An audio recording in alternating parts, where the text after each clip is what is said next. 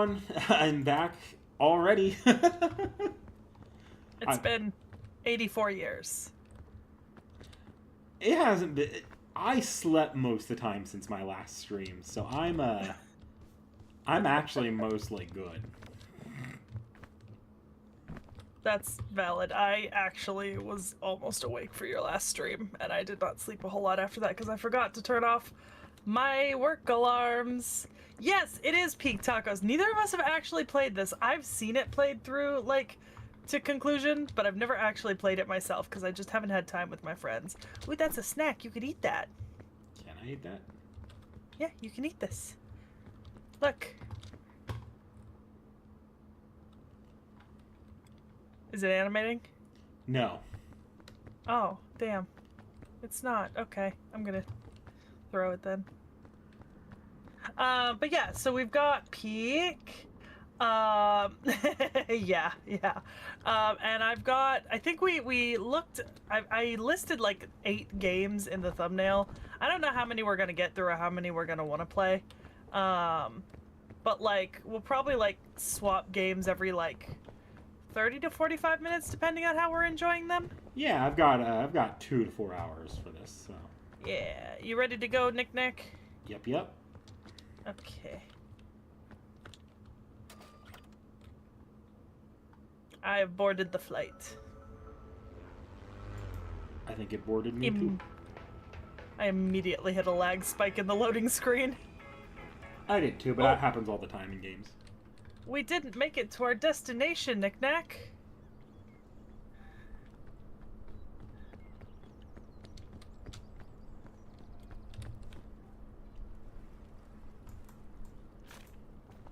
How to not die.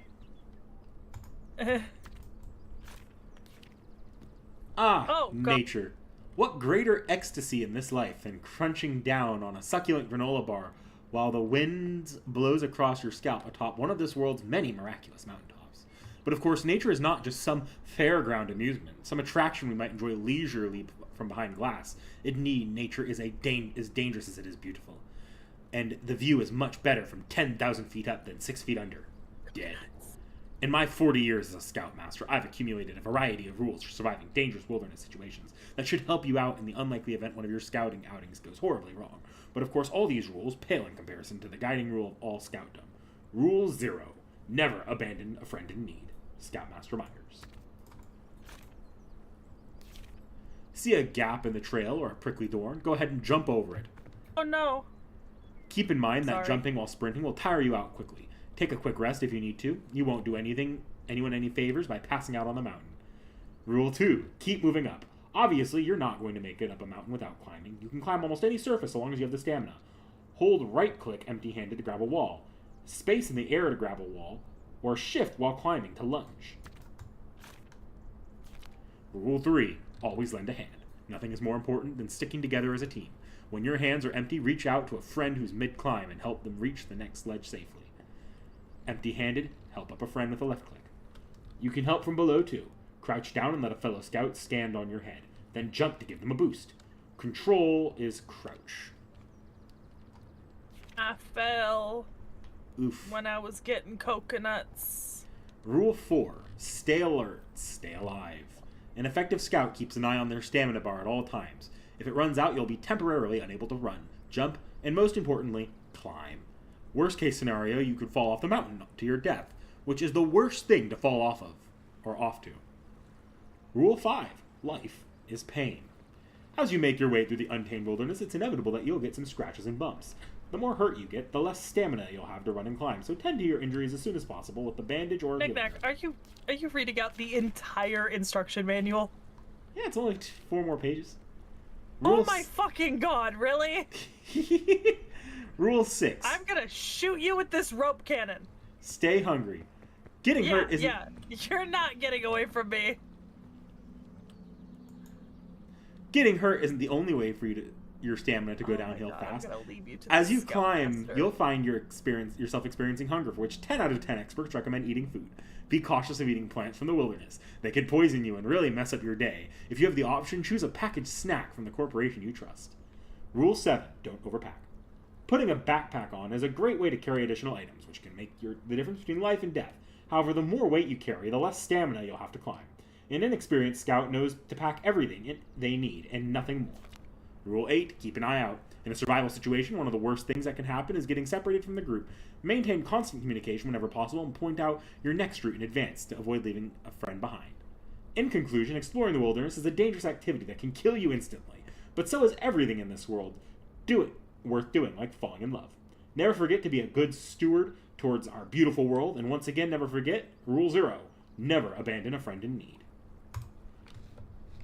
Peak literature.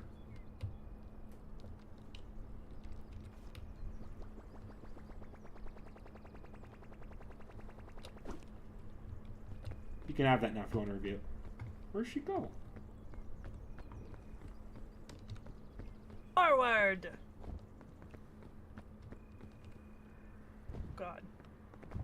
I went towards the mountain, but we need to get some more coconuts, and you need to put them in my backpack.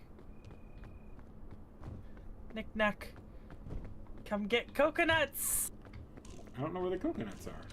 They're up the coconut trees!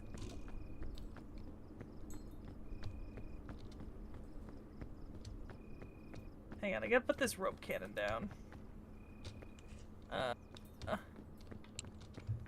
Okay, so you see the coconut? I wonder if I can aim. No, oh, I was trying to hit a coconut with a coconut. Okay. See? You go up the coconut tree. And you get the coconut. Here, have a coconut. I've read a few of the... I've read like a cutscene or two of the translations, and I've looked up kind of summaries. You broke it in half. Yeah.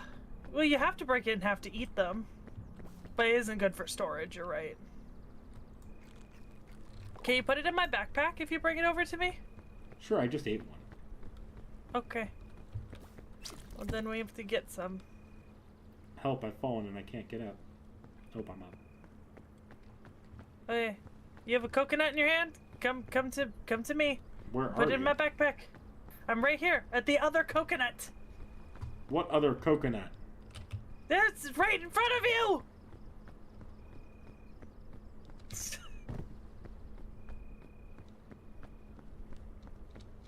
Can you put that in my backpack? There you go. Yay! You can? Okay. Put that there too. Alright, they're both in your backpack. Thank you. Okay. Oh, look, there's you see those, like, wrapped gift boxes? No. Like, okay, you see it, like... Oh, there, I see it. Like that. Yeah, so, like, stuff like that will give us, like, bonuses and benefits. I got a piton and a lollipop, and technically I got a rope cannon, but I couldn't fit it in my bag, so I dropped it. It's over here, so if you want to grab it. Because the rope cannon might actually be helpful. Where'd you go? Okay. I'm right here! I didn't go far! Hello? Alright, I can fit more things in my backpack. Okay, alright, let's go. It's time to forge ahead, Knick-Knack. We gotta climb the mountain.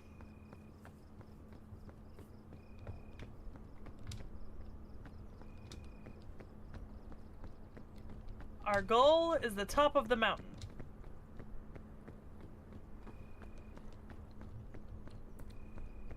I have no stamina left.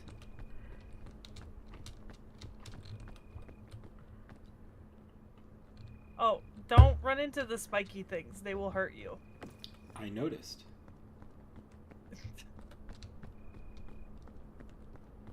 It's just me, or is it hard to walk through the snow? It's very hard to walk through the snow. I don't feel like we're well dressed for the snow. No, I don't think we are, but we were in a plane crash, so, you know. It's kind of understandable.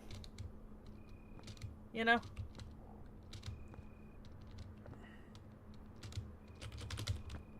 Okay. Nope, I'm falling behind. Oh, why are you falling behind? Because my keyboard's not working. Like I told you right before the stream. It's just Yeah. it's interference because of the mic. Okay. All right. I'll just figure things out on the controller. Well, it was rope cannon or food, Frost Shard. Rope cannon or food. Oh, I think there's some stuff there if you want it.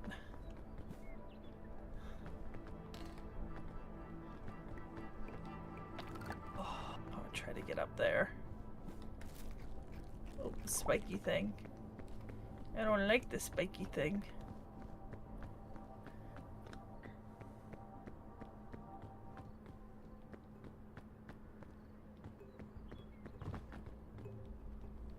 Oh no, I don't think I'm gonna make it. Oh, no, no, no. Oh, I did! I did! I made it!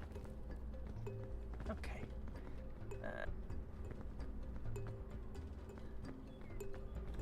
I think we might have gone the wrong way.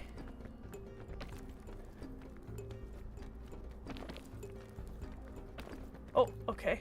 Okay. Alright. We're progressing.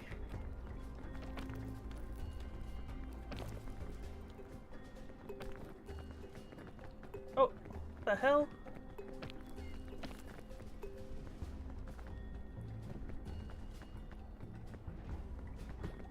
Oh, ow. I got hurt. Ouch.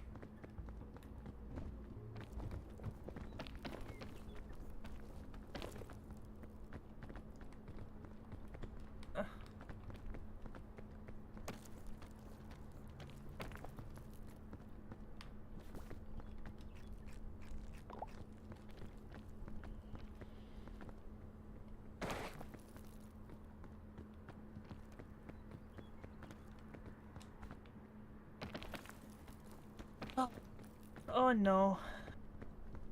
The problem is I have no clue where we're going anymore, you know? Yeah. I'm just trying to keep moving up. Oh, the fog is rising. That's not good. We don't want to be there when the fog rises. Oh. Oh, that was not a good idea. Oh. Oh God! What happened? You slipped. Aye. Can I get some help? Oh. Oh no. Okay, I'm just going up.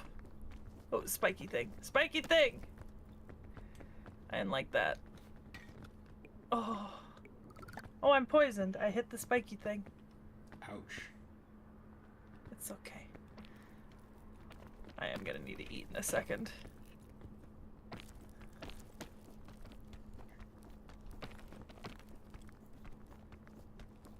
I think we're making good progress. Trying to analyze, which way do you think would be better to go up? Definitely that way. There's more foot support up that direction. That's what I thought. But we have to get over to the foot support is the problem. Would you say this could perchance be time for a rope cannon? Possibly, yeah. Where the rope? Fuck! It's stuck. Alright, guess we're going the other way. What the fuck? Why is the rope stuck? I feel like I was just insulted by this game. Yeah, you probably deserved it. Hey.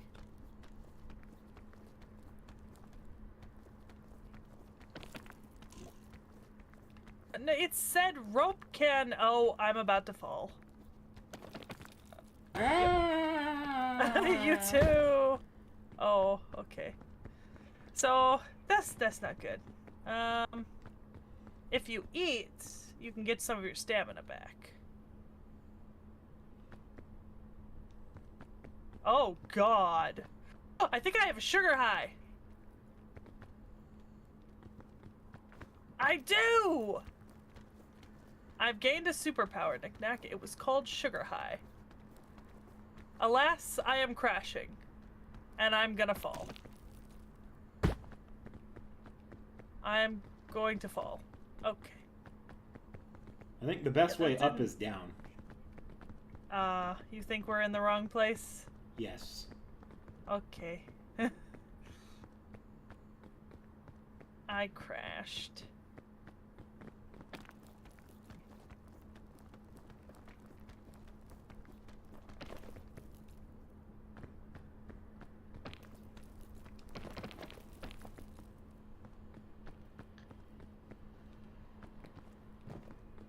Okay.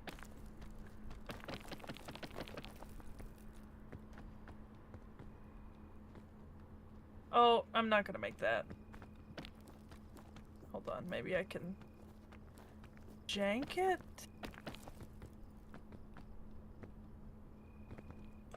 You made it. Barely. Oh, Jesus, and you're still going up. I'm just up at the next hill. I'm just trying to move out of your way here. You know you can give me a hand, right, when I'm struggling? Same as I can give you a hand? Well, I'm up now.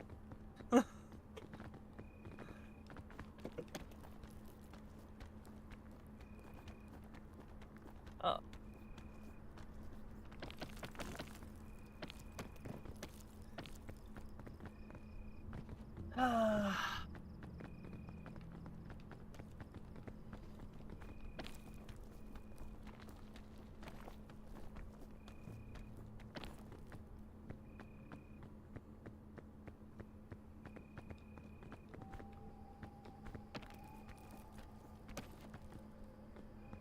Careful, spiky thing up here. Okay, I have to wait for my stamina.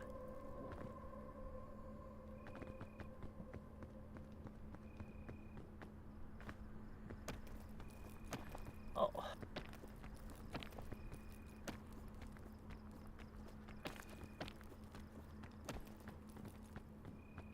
Okay.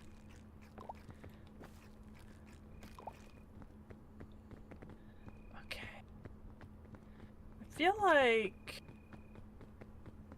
I feel like that. Oh, okay, never mind. Going the exact opposite way.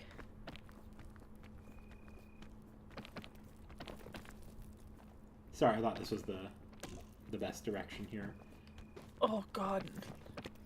I am Here. a little low on stamina, but Come here. Let me just recharge. I'll make it. Okay. I just rushed up that too quickly. Okay. I think maybe up here. Right?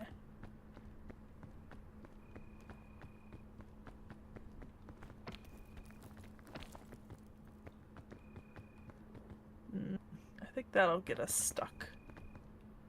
Trying to figure out how to get up from here. Over here? Okay. I also have a piton that we can use, so at some point... Maybe this isn't a good direction. It might be if I could put the piton in. Would you want me to try it? What's the piton? I think it'll give us a little, like, gripping spot, like, halfway up when I lose my stamina.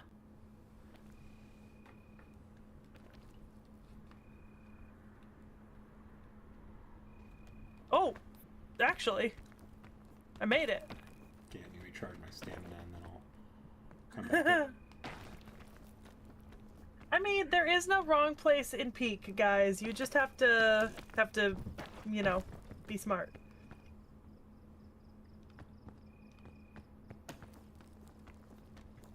I've got a lovely bunch of coconuts. Here they are, all standing in. Oh, I want to reach down and help you, but I can't. I kind of jumped for it, and then I hit the shift lunge, like, right at the very top. If that makes sense? Yeah. I just lost my footing there. I could have made it. Okay.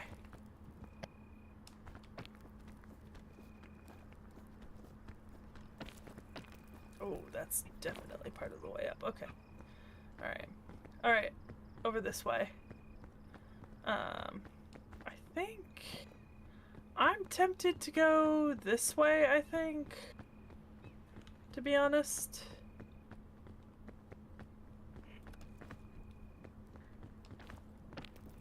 Yeah. This looks like there's places for us to be. Oh. Oh. Okay. There looks like there's a way right up there. Maybe if we use the piton on anything that's too hard for us, you know?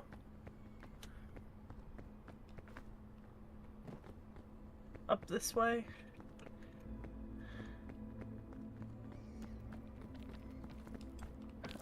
Okay. So this is gonna be a little funky because we're kind of gonna need to like crossways here.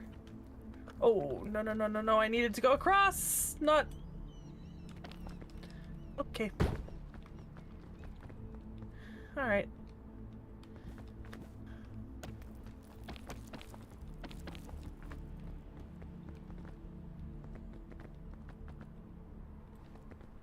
Did you make it? Yep. Up that area? Okay. Oh yeah, jumping was much easier from across. Okay.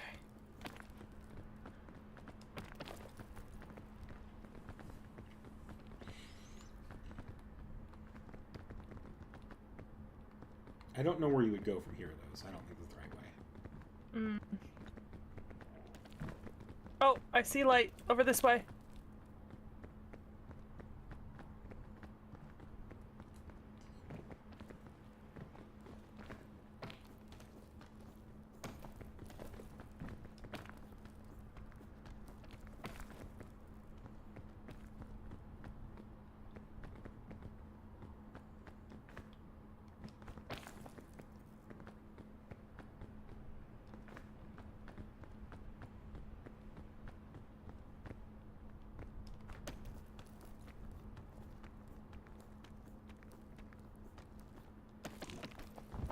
Oh, careful. Oh, you pushed me.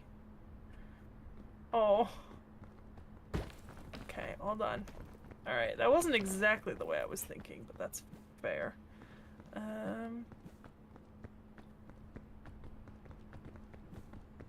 Oh. Wait. Can I get up there? Hold on.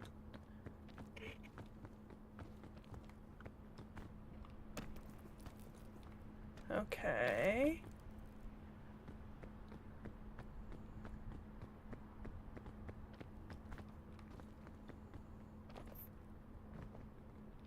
Okay, you see where I'm aiming for, though, right? Oh, yeah. The bridge. We can do it.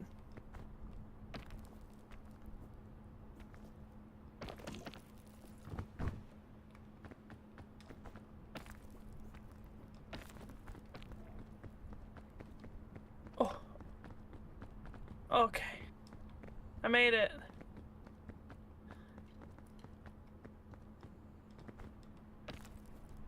Just lunge. Lunge immediately, because there's a... Okay. Because there's like a tiny bit of white to like the left of the top of that rock. That you can grab onto. And maybe I can help you up. Okay. Oh! Oh, I have my hand out.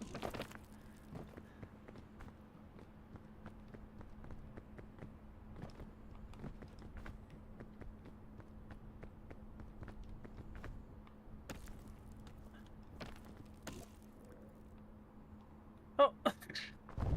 How do you keep ending up in that crack?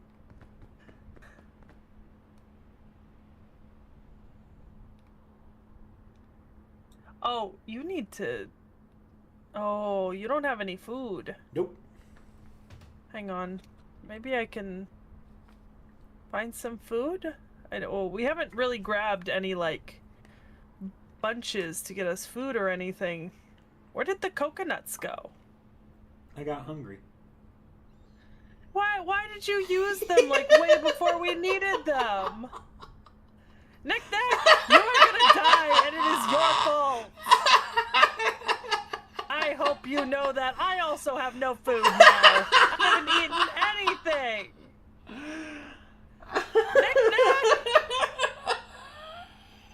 Nick, you know what? I'm abandoning you. but the Scoutmaster's handbook. Yeah, Scoutmaster also didn't say to eat everyone else's food.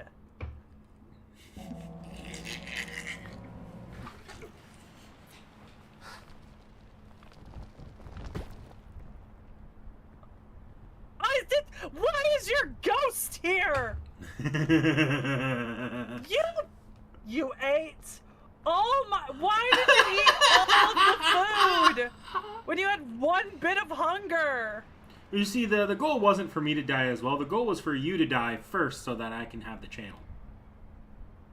Now I'm just going to sell for haunting you. You bitch.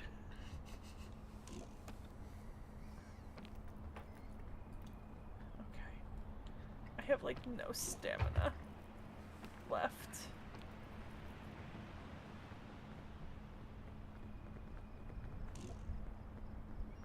I don't even know where I'm going anymore. Look, smoke. That seems like a good place to start. That's where I need to go. Oh. I have no food. You left me with no food. Oh. Can I eat a fungus? No, I can't. I think you're dead. Damn it. You killed me! You killed me! Well, you got a little stamina. It's a pretty straight shot. You might make it. Oh. Come on. Come on. Come on. Come on. Can't believe you ate all of the food.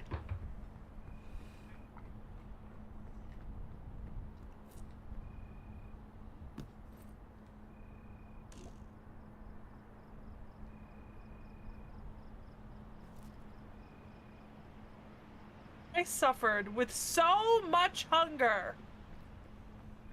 'Cause I thought we were gonna save it. That was delicious trail mix, by the way. Get fucked.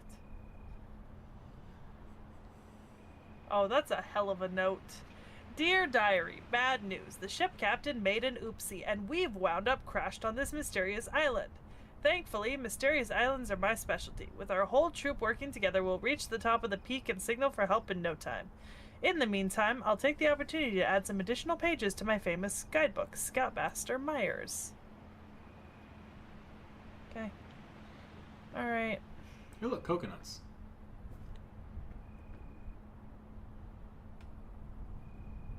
I want my marshmallow.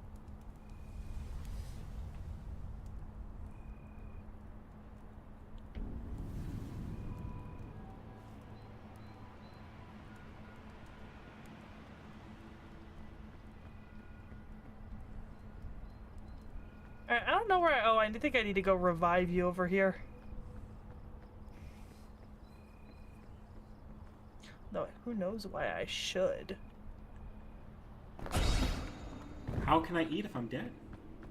Right, go get your backpack from over by the campfire. But I can just and get the coconuts. Oh, you're right. I should eat this.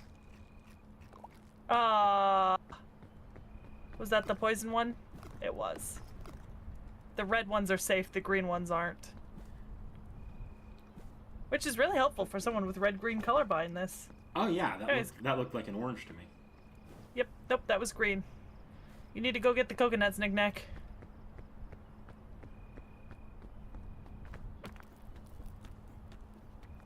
I'll make you do it this time. What? How did you fail? Have I ever said I suck at 3D platformers? I don't think we've had this conversation, no. You can just drop it. Or I could fall. Or you can put it in my backpack. Or hear me out here.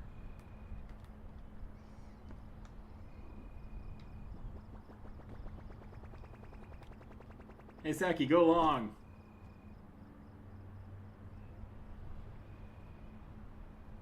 I think you just got rid of some of the food that we could have had.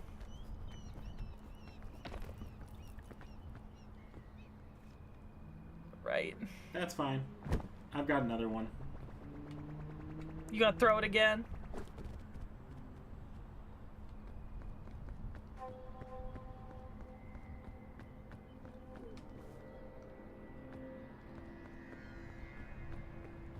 Still one more up here. Rude.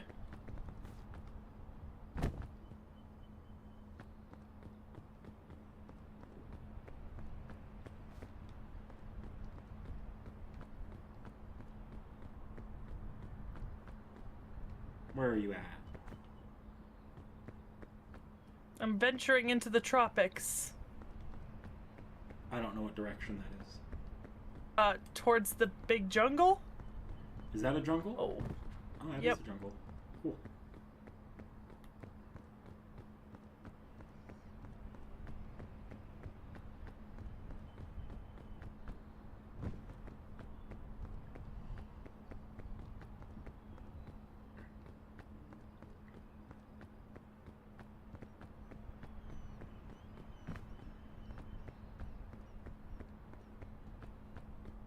Ow.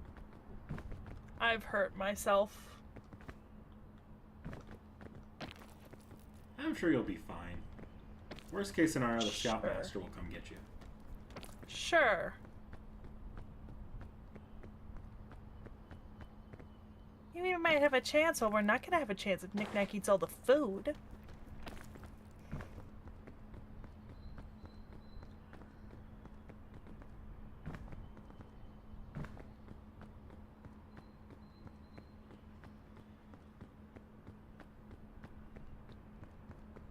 Oh, that's not helpful.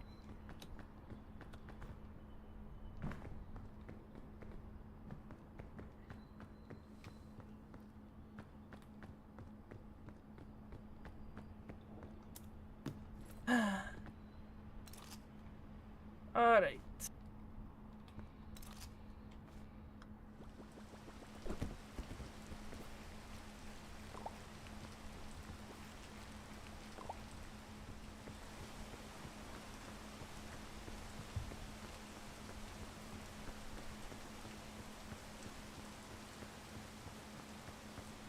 Oh, it's so snowy.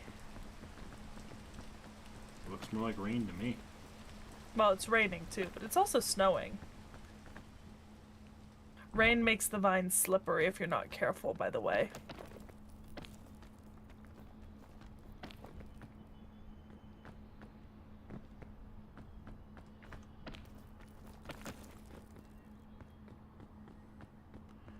I'll be careful. You can trust me.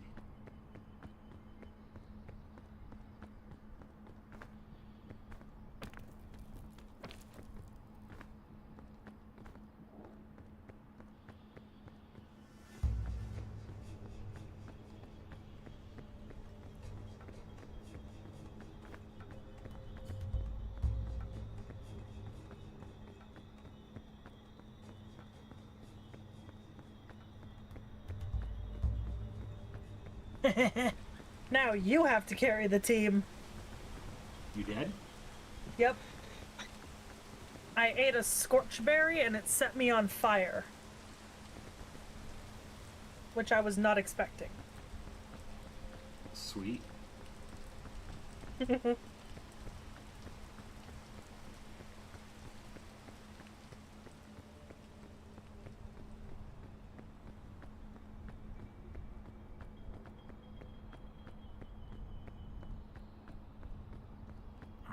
What's the best way back to the plane? Why do you want to go back to the plane? Well, because best way to get saved on an abandoned area is to start a fire where you left instead of moving around randomly and up a mountain like we're currently doing. If I leave you behind, I can leave. Top of the mountain to set a fire. But a plane would have a harder time getting up the mountain. Nah, it's fine.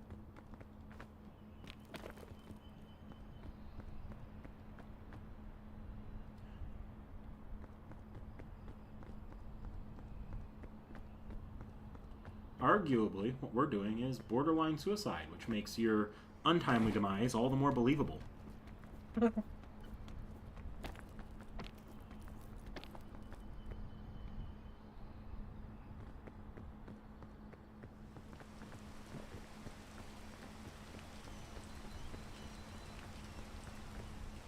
don't know, man. You killed me. I mean, I know that. You know that. Nobody else has to know that. I'm usually pretty decent at 3D platformers, but this one is kicking my butt a little bit. And it's supposed to, so I get it, you know? It's not supposed to just be that simple. You know, Seki, someone made an indie game based off of Sisyphus. Oh no. I feel like you'd really like that game. Why would you it's do got that? the mythological inspiration, a very, very simple and understandable gameplay loop. Uh-huh. And it's a small indie project, so like I don't believe support it. them. Nope.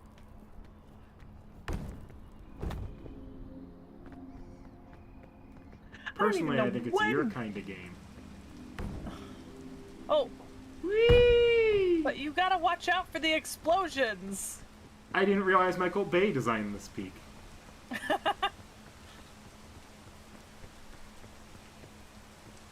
You know, there's a level later that's basically jumping through like a lava lake. You might need to eat. But I ate all the food earlier. You also need to find a band-aid. Those are in short supply. We've been really bad about aiming for those chests that gives us, like, good stuff, you know? Yeah. You know what I did Should get, aim though? for more of them. I got the extra page of the Scoutmaster's Handbook. Yeah, I threw it away because I didn't need it. Oh. That was sad.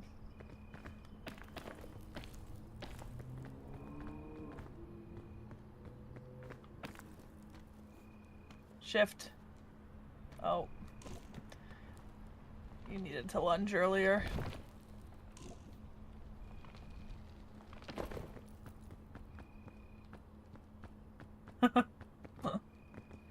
Well, here we are. Unable to move forward. All I've got is this the Scoutmaster's Handbook page, which, I don't know, might come in handy at some point. And then this random pittance. The piton could help you! No, it can't. Yeah, it can! The piton is really useful.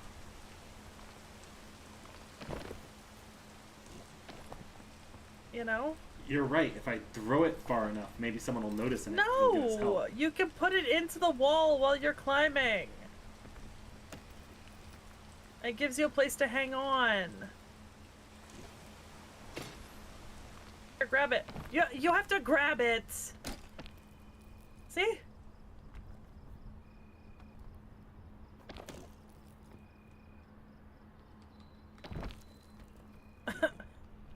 This is really sad. See, I told you the piton was useless. You know, no, it's not. No, piton should never be used this early. Piton should be like last 2 level shit, but, you know. Okay, Sarasra, maybe find a different way to go around. Yeah, the piton was useless.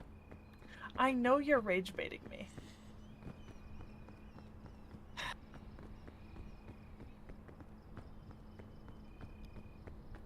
Why did I ever suggest co-op games? I should have suggested versus games.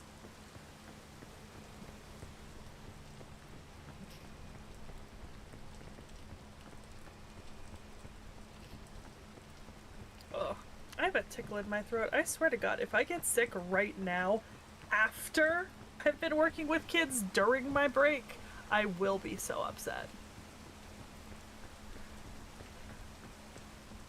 I'm gonna take like 7 Dayquil tonight. Eat an apple, then go check out that gift box. Maybe it's got a first aid kit. Oh no, the fog is rising. Well, you didn't move. Oh, there's another one. No, go back. Other way. Other way. Left. Go straight.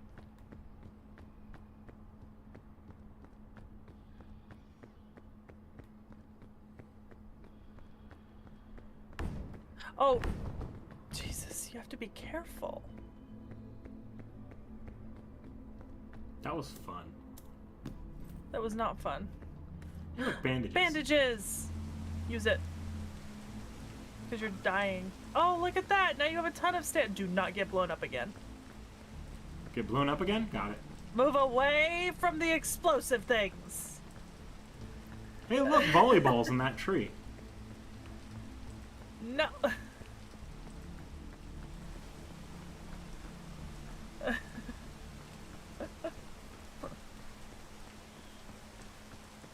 feel like a backseat driver here, but still.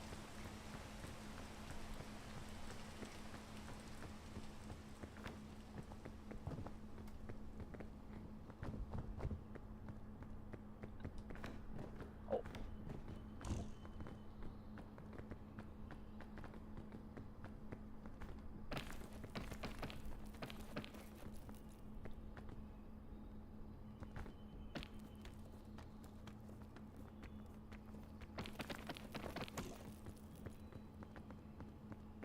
My goodness. Ooh, pink bananas. Where?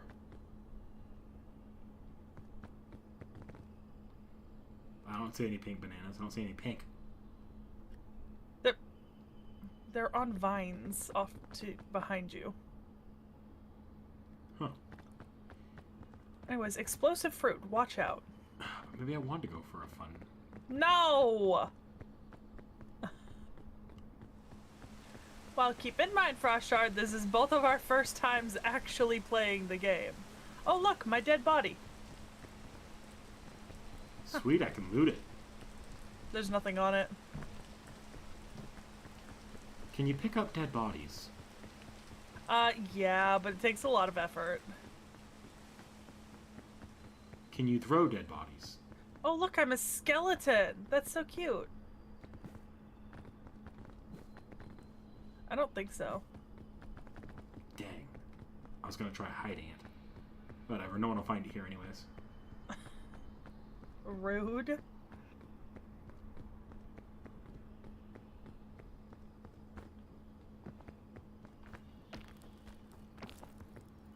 Oh, I see some red crisp berries. You can eat those. Up ahead on the left. Oh, nope. Slide. You're gonna have to go down. There you go. Yeah, dead bodies are just dead bodies. There was no way Knick Knack was getting to me, so I just hit the give up button. She thinks I'd have helped her if I did get to her. You couldn't have gotten to me even. Not that one! The That one other looks one. delicious. Green means Nope. go. Nope.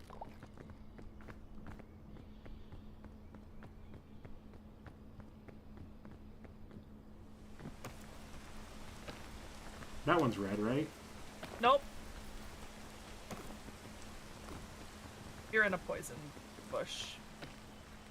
See, I could have been eating the berry in the first place. Oh.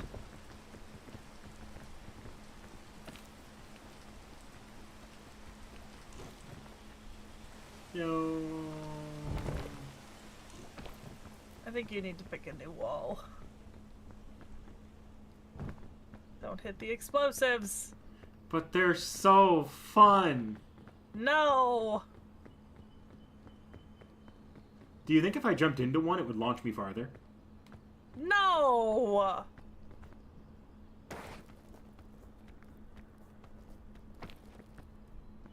It sounds exceedingly dumb. Okay. There was a rest area to your left. Nope. Yep. There you go. A rest There, area. on that white. Okay, keep going. Oh. I don't... No! Frost Shard, do not encourage him!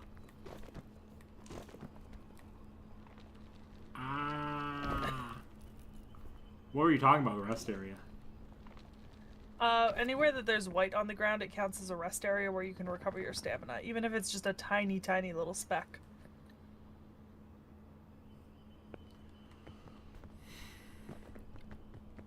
Anyways, just keep going, like, in a different direction, because you're not making it up there.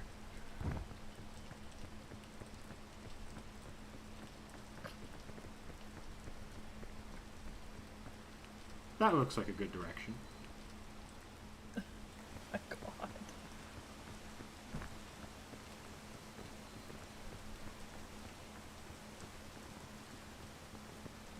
Scorchberry. No, don't eat it.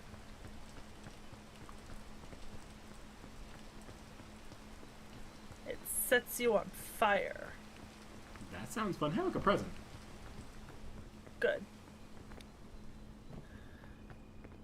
And a blue banana. Yeah, I don't know what the blue banana does. Want to find out? Oh, a balloon.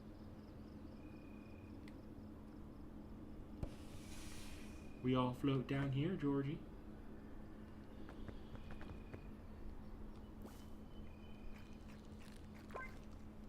I'm not hungry anymore. Yeah? And you have a banana peel. How do I throw it? Q? Hold Q? Not on the keyboard. There we go.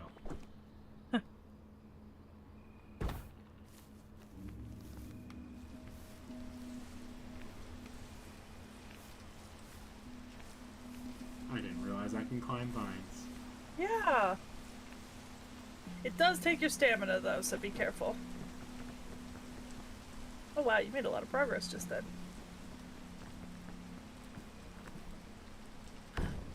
You do go farther!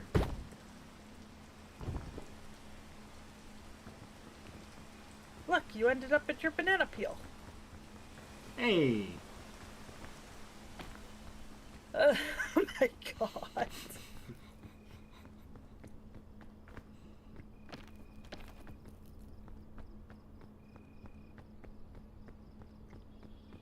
Oh. Still haven't made it past my dead body.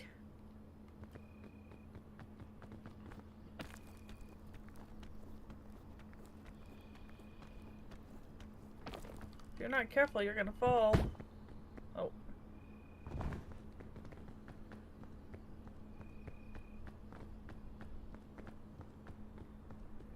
Does the balloon actively slow down your fall damage?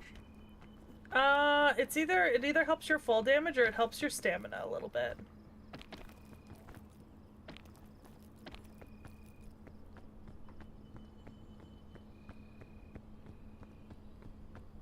Oh good, I think you could actually make that climb over there. Oh, no more balloon.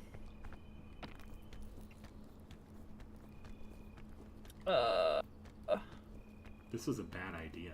This was a really bad idea. Okay. Just keep walking along that branch, and then I think you might be able to climb up the stone. Well, if you wait for your stamina to be completely full. Oh, God. Alright. Yep. Oh. Oh, yeah. There we go.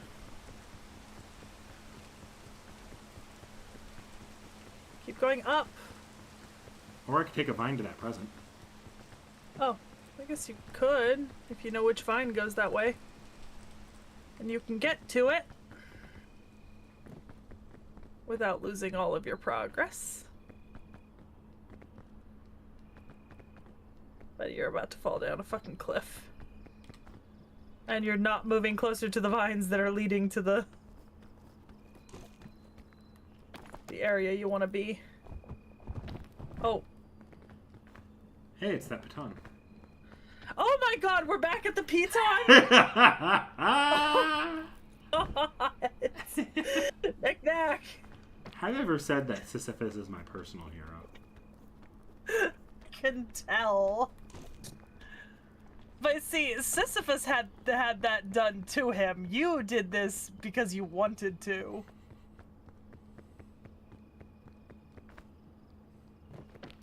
Look, that plane crash was only supposed to take out one of us.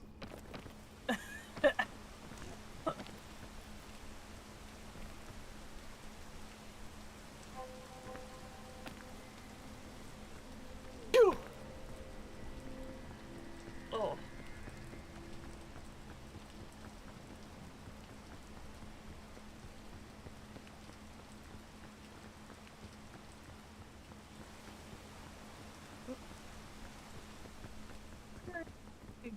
That is not the vine you want to be on.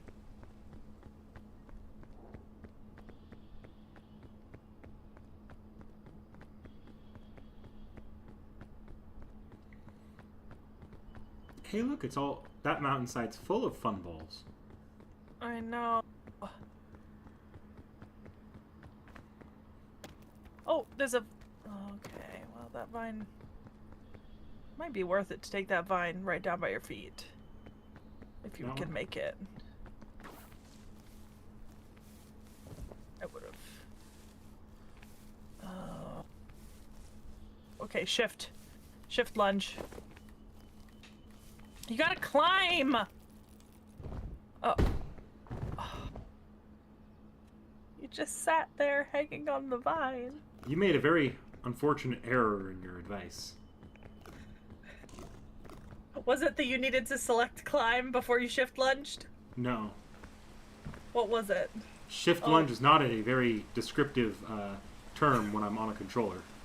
You're on the controller.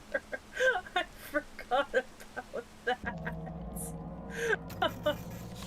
Oh my god. Oh look! Our body was never found. That's sad. That was so sad. Oh god, why are you... Let go!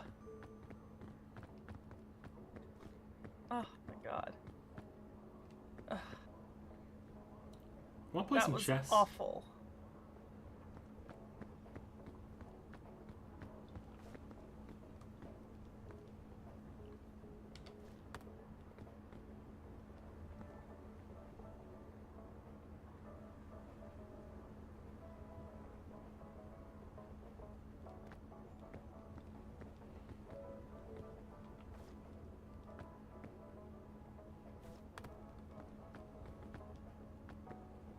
I'm not good at chess.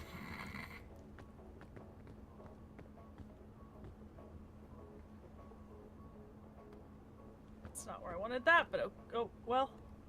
You ruined it. Now it is. Oh.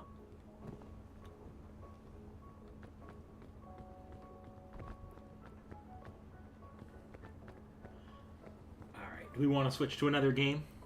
Yeah. Oh. Okay.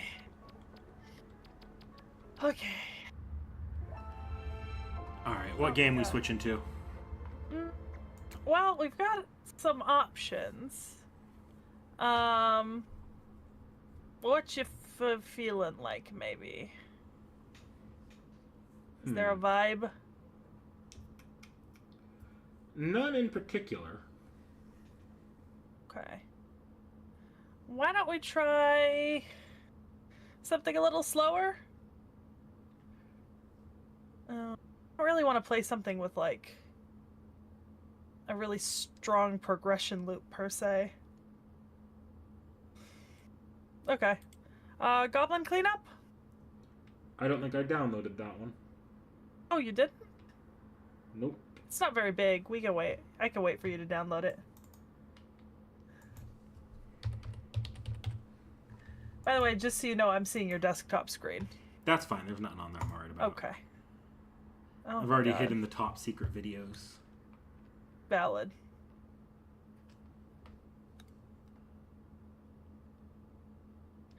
This one starts loud when you launch it for the first time. I'm gonna turn my mic off in-game. Because I was using the microphone last time I was playing here.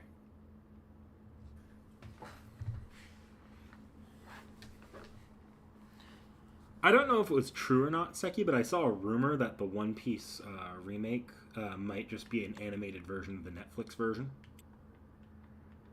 I don't think so, because it was announced and being worked on before the Netflix version. Hmm. You know?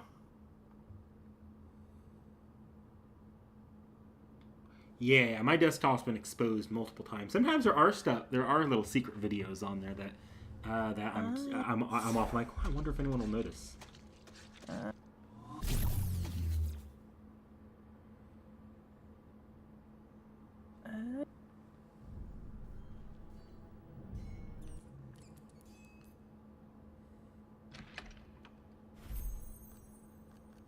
think there's an invite hub. Audio seems to be fine. No mics on right now. You should have just got the game invite. Yes, I did get a game invite from you. Okay. Oh, they did a Christmas update! Oh, I was just playing this like a couple of days ago and they didn't have the Christmas set yet. Hey! Hello! Hello. How you doing? I'm lagging out a little bit, but I think I'm fine. Okay.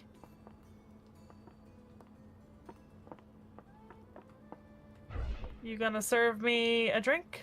I don't know the controls. Knick-knack. Go into your settings and turn your microphone off in the game. I'm hearing you twice.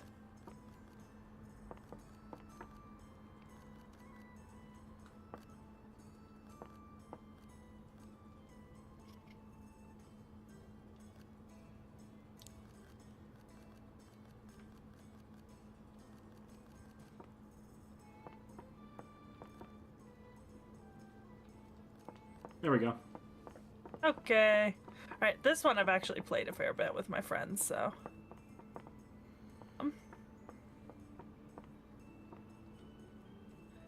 This one might be a keyboard game, but, you know.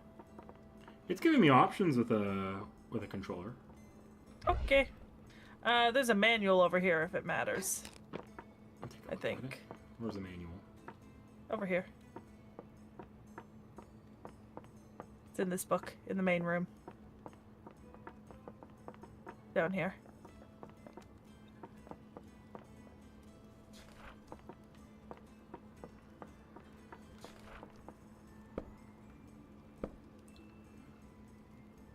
Table of contents. Game-based mechanics. The tools. No, I'm not doing that this time.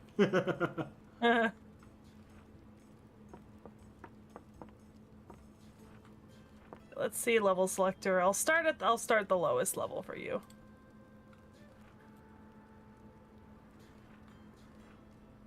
And we'll let you go. You can go first so you can get the tutorials.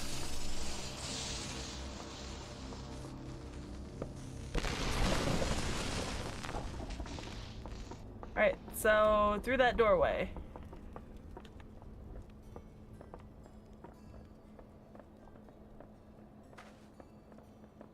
There was a note here. Okay. Yeah, it's a map. Okay. We have entered the old schoolyard.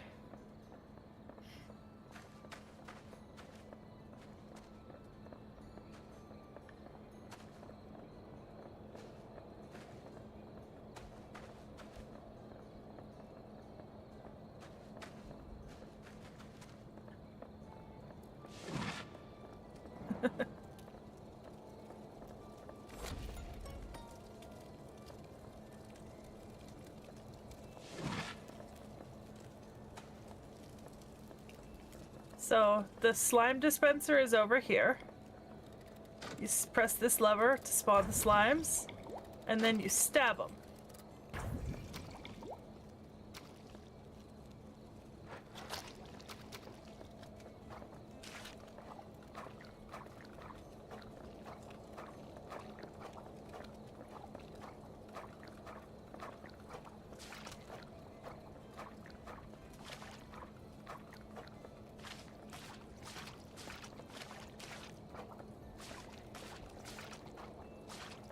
I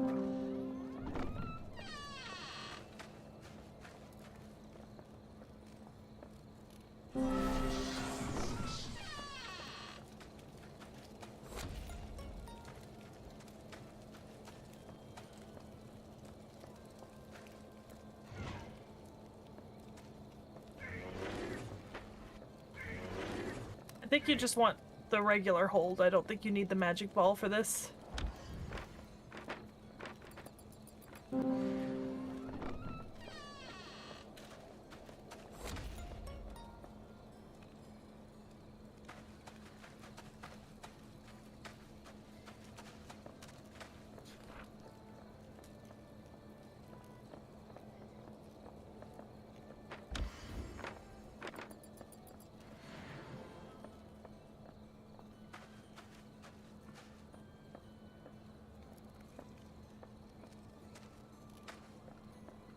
What am I missing? I'm not sure. Tab should show you what you're missing. So there's one problem with that particular instruction.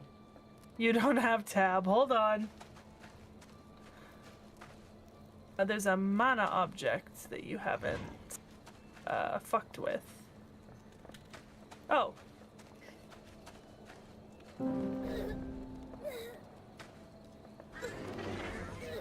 Is that it?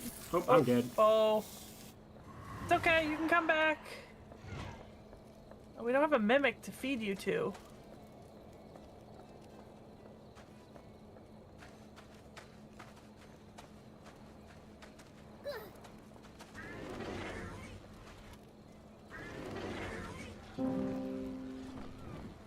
Oh. There was a ding. The door opened for a second.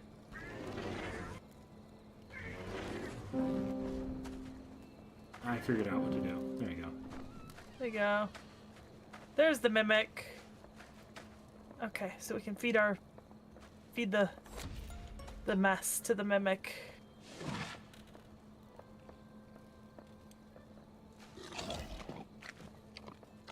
What mess? The meat. Oh.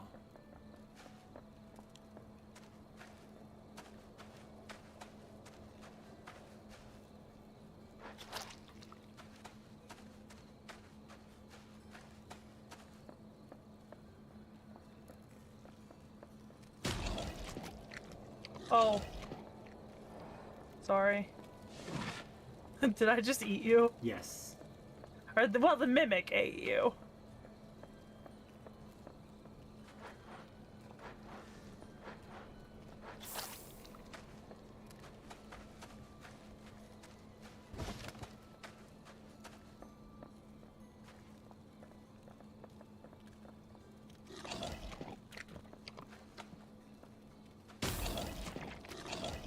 Okay, so if you get too close to the mimic, it eats you.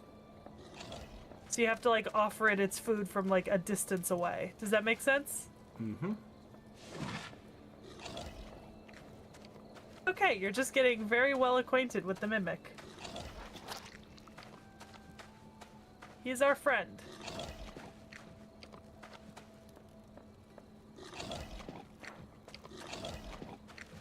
Got all the meat from the last room? Yep. Okay.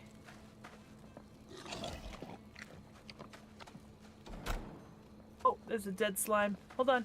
I gotta feed the mimic. Okay. There we go.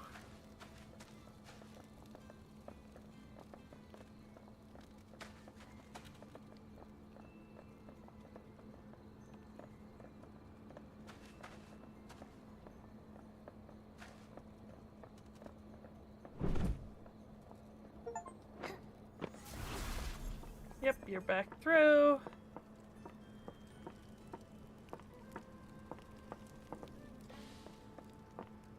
Why can't I? There we go. There we go. Look! We finished our level! Yay. You are the Grim Reaper lover. Did you check your resume? No, where do I check that? Oh, it's did you see that pop-up screen when I ended the level? No. Oh, interesting. Go over to the work clock over here. See if you can check it. Nope. Okay. They did a UI update in the last couple of days with the Christmas update, and they've changed how some stuff works. Hi, kitty.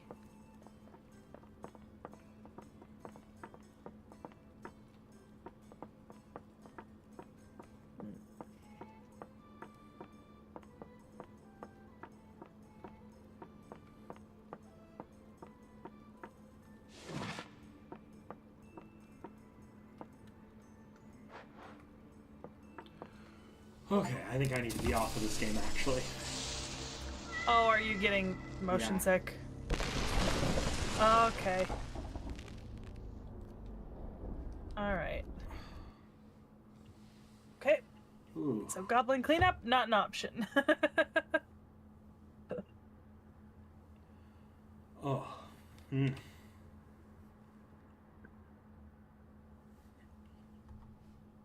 Okay. I'm actually going to go to the bathroom for a second. I'm going to shift things over to the pull the Discord up here.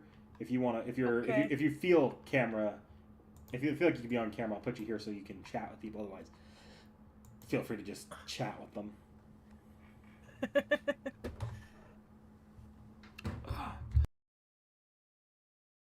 Hi, chat. Yeah, no goblin maids for Knick-Knack. Fun fact, they actually added a male maid, but I think you have to earn currency in-game to buy the male body to make a male maid, which I think is really funny. So I'm super happy with that. Because it just gives you more options. You actually get to trick out your character like even more the longer you play because you can buy like tails and wings and horns and all sorts of stuff. I've been playing it a lot with Winter and a couple of other friends. It's so much fun when you have like 4 people playing a level and it's just like chaos. Ugh, I think I am getting sick and that's very upsetting. I'm gonna take so many Dayquils tonight. So chat. I know there's only a couple of you there, but okay, let me take a look at the options that I posted. So this okay. So we've got I think if this gave him issues, Ale and Tail Tavern is also going to give him issues. So I don't, even though I really like that game, I think that's probably not a great option because it has almost the same FOV and movement style, to be honest. So I think that's a non-starter. We might need to move on.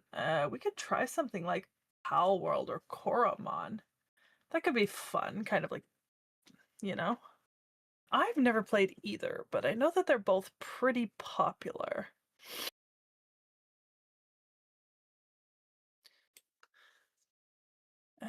In theory, we might have. We might actually. I don't think we might not have enough copies to play Pal World because I don't think I own a copy. And I think Realm owns a copy, but if Knick-Knack doesn't also own a copy, then we can't really play it together. Koromon, I think we have. Or maybe we only have one copy of. I don't know. We're kind of looking at like our Steam library and what we have that's like multiplayer and stuff. And there's not a ton of options, which kind of sucks. Oh.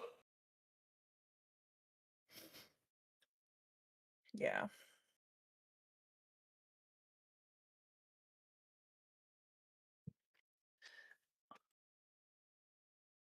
Let's see.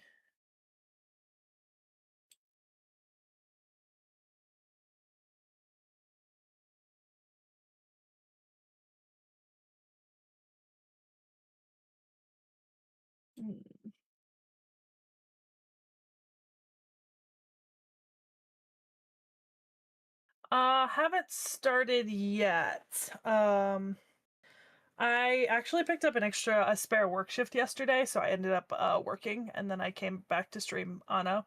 And then today late last night, and then this morning at 7 a.m. I kind of got suckered into finishing up a farm build in Minecraft. And so I've kind of been on Minecraft sort of like all day. And then I had this plan for tonight, and then past that tomorrow I've got some morning plans. I'll probably start tomorrow.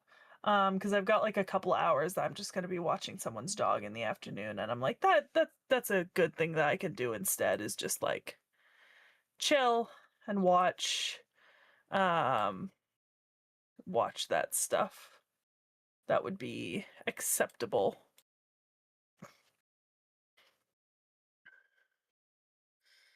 Yeah, not yet, not yet. I have been reading My Hero fan fiction though. So I'm sort of in that headspace already. I did do my Mary Anning rolls yesterday. I got her in my first 100 pull. Thank God for the 100 pulls. And then I just 100 pulled a couple more times until I had enough to NP5 her. Because I figured it might as well. I didn't really get anything else new, so it was just her. I didn't get the Angry Mango, unfortunately. Which sucks because it would have been funny.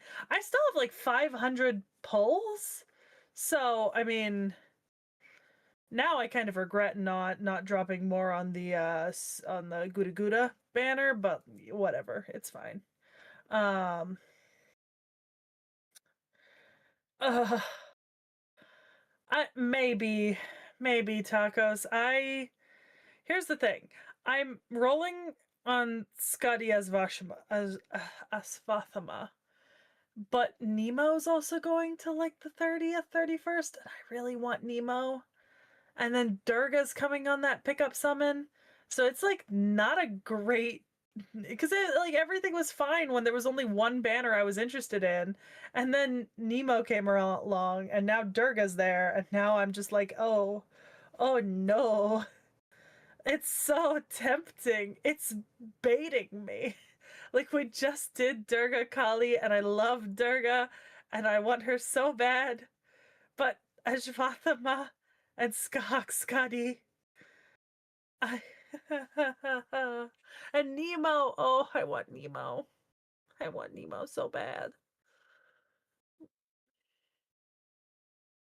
So yeah, which means I'll probably start the grinding tomorrow with the lotto. While I'm watching My Hero. That makes sense to me, because I'll just have a couple of hours of doing nothing, and I don't really want to be on Minecraft that much more this weekend, I think.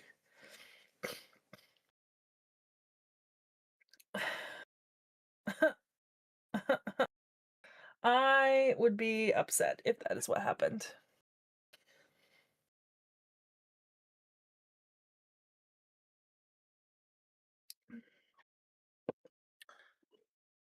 I would be very upset if that is what happened to me. Hello.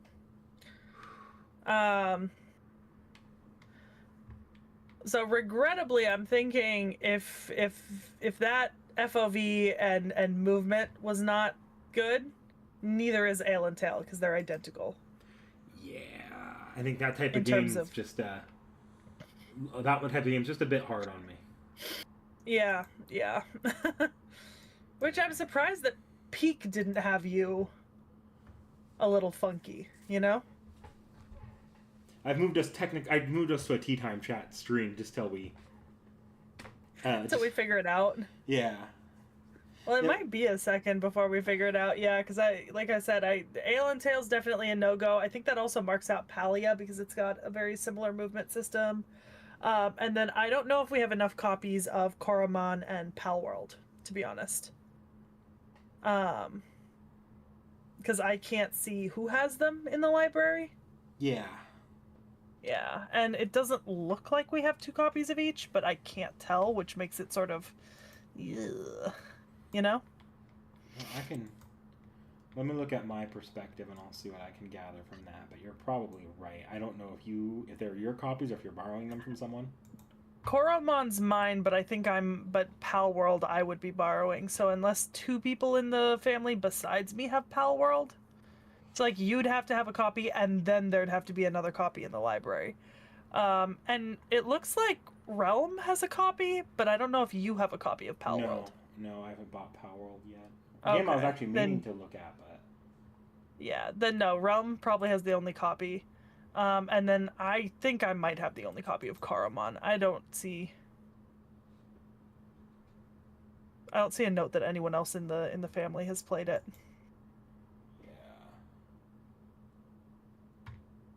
yeah. Ugh. Sorry, I know you really like that style of You're game. good. You don't. Plus, it's not as if you just don't like it. It actively makes you sick, you know? Yeah, yeah. That's not just not liking it, you know what I mean? Wild choices. Take a look. Let's see what do I have that's co-op? Because, like, there's a lot of things that are available co-op, but it's like, we don't want to play Ark Survival Evolved, you know? The problem is, like, we're looking at maybe another hour or two of stream max right now, and we wouldn't really get very far, just experimentation with that stuff. Yeah. See, problem is, Frostshard, I don't really know if we have, like, a good game like that we have 2 copies of. I think I'm a little... We still have Enshrouded to try, but I'm a little leery of that being a little bit more of like an in-depth sort of thing, you know? Mm-hmm. No, that makes sense to me. Like, it's not a very, like, you know, just drop in, drop out, fun little game. And I'm a little worried about yeah. At least that's my thought about it. Taking a look.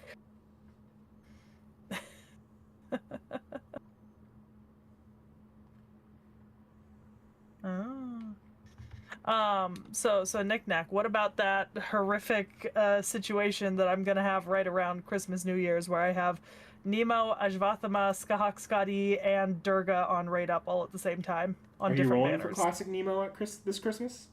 I was thinking that if I got, like, the copy of Ajvathama that I wanted, I might roll on Nemo. But then Durga's also dropping into a Raid Up. But I can only roll on regular Nemo, so. Let's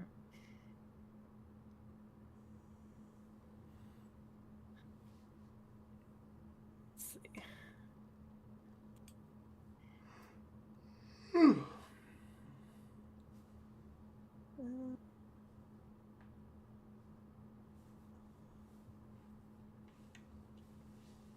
We have a really sad co-op library.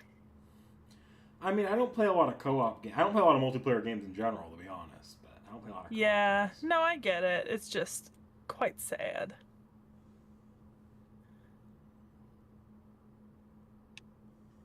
I know, Frostshard.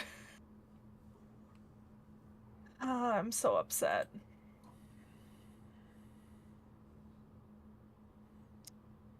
I don't play Lego games, Tacos.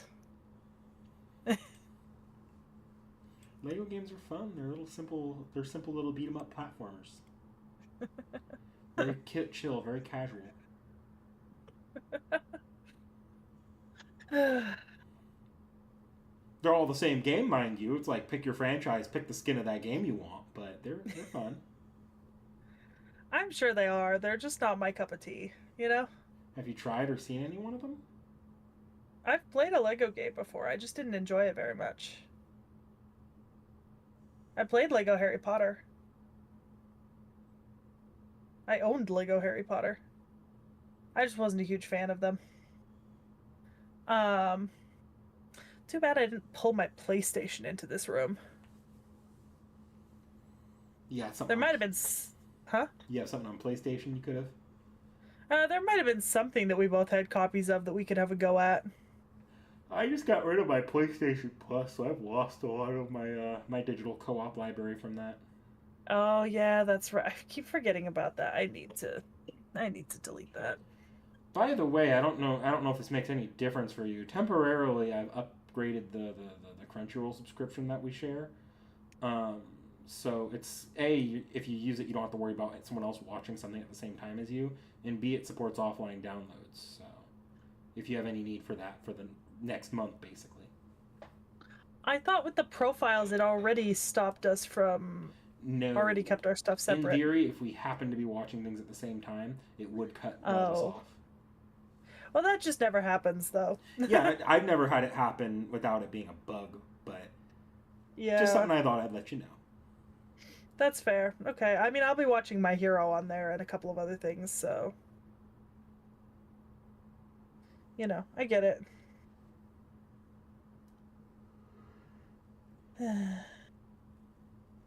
I need to grind more of the Christmas event. I haven't done a lot of the grinding. I've kept up on the story. I haven't done a lot of the grinding. My Nemo is only level 70, and I've only got one copy of the event CE. And it's a short event, so I really do need to get to it. How long does the event go? It's only 11 days, I believe. Maybe 12. Whereas normally, lately, events are 3 weeks, so full 21 days. Yeah. Okay.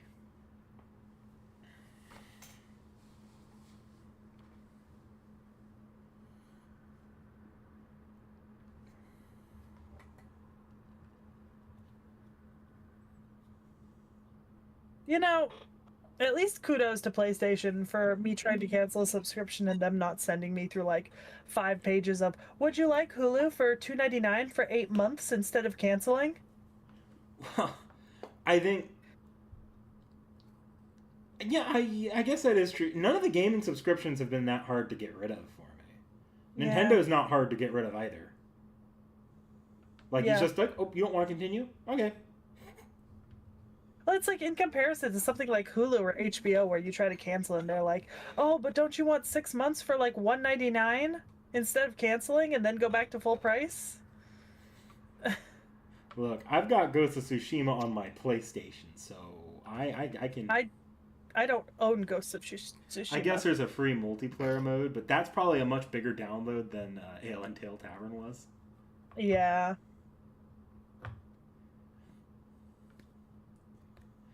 I think this is just going to become an impromptu tea time chat here.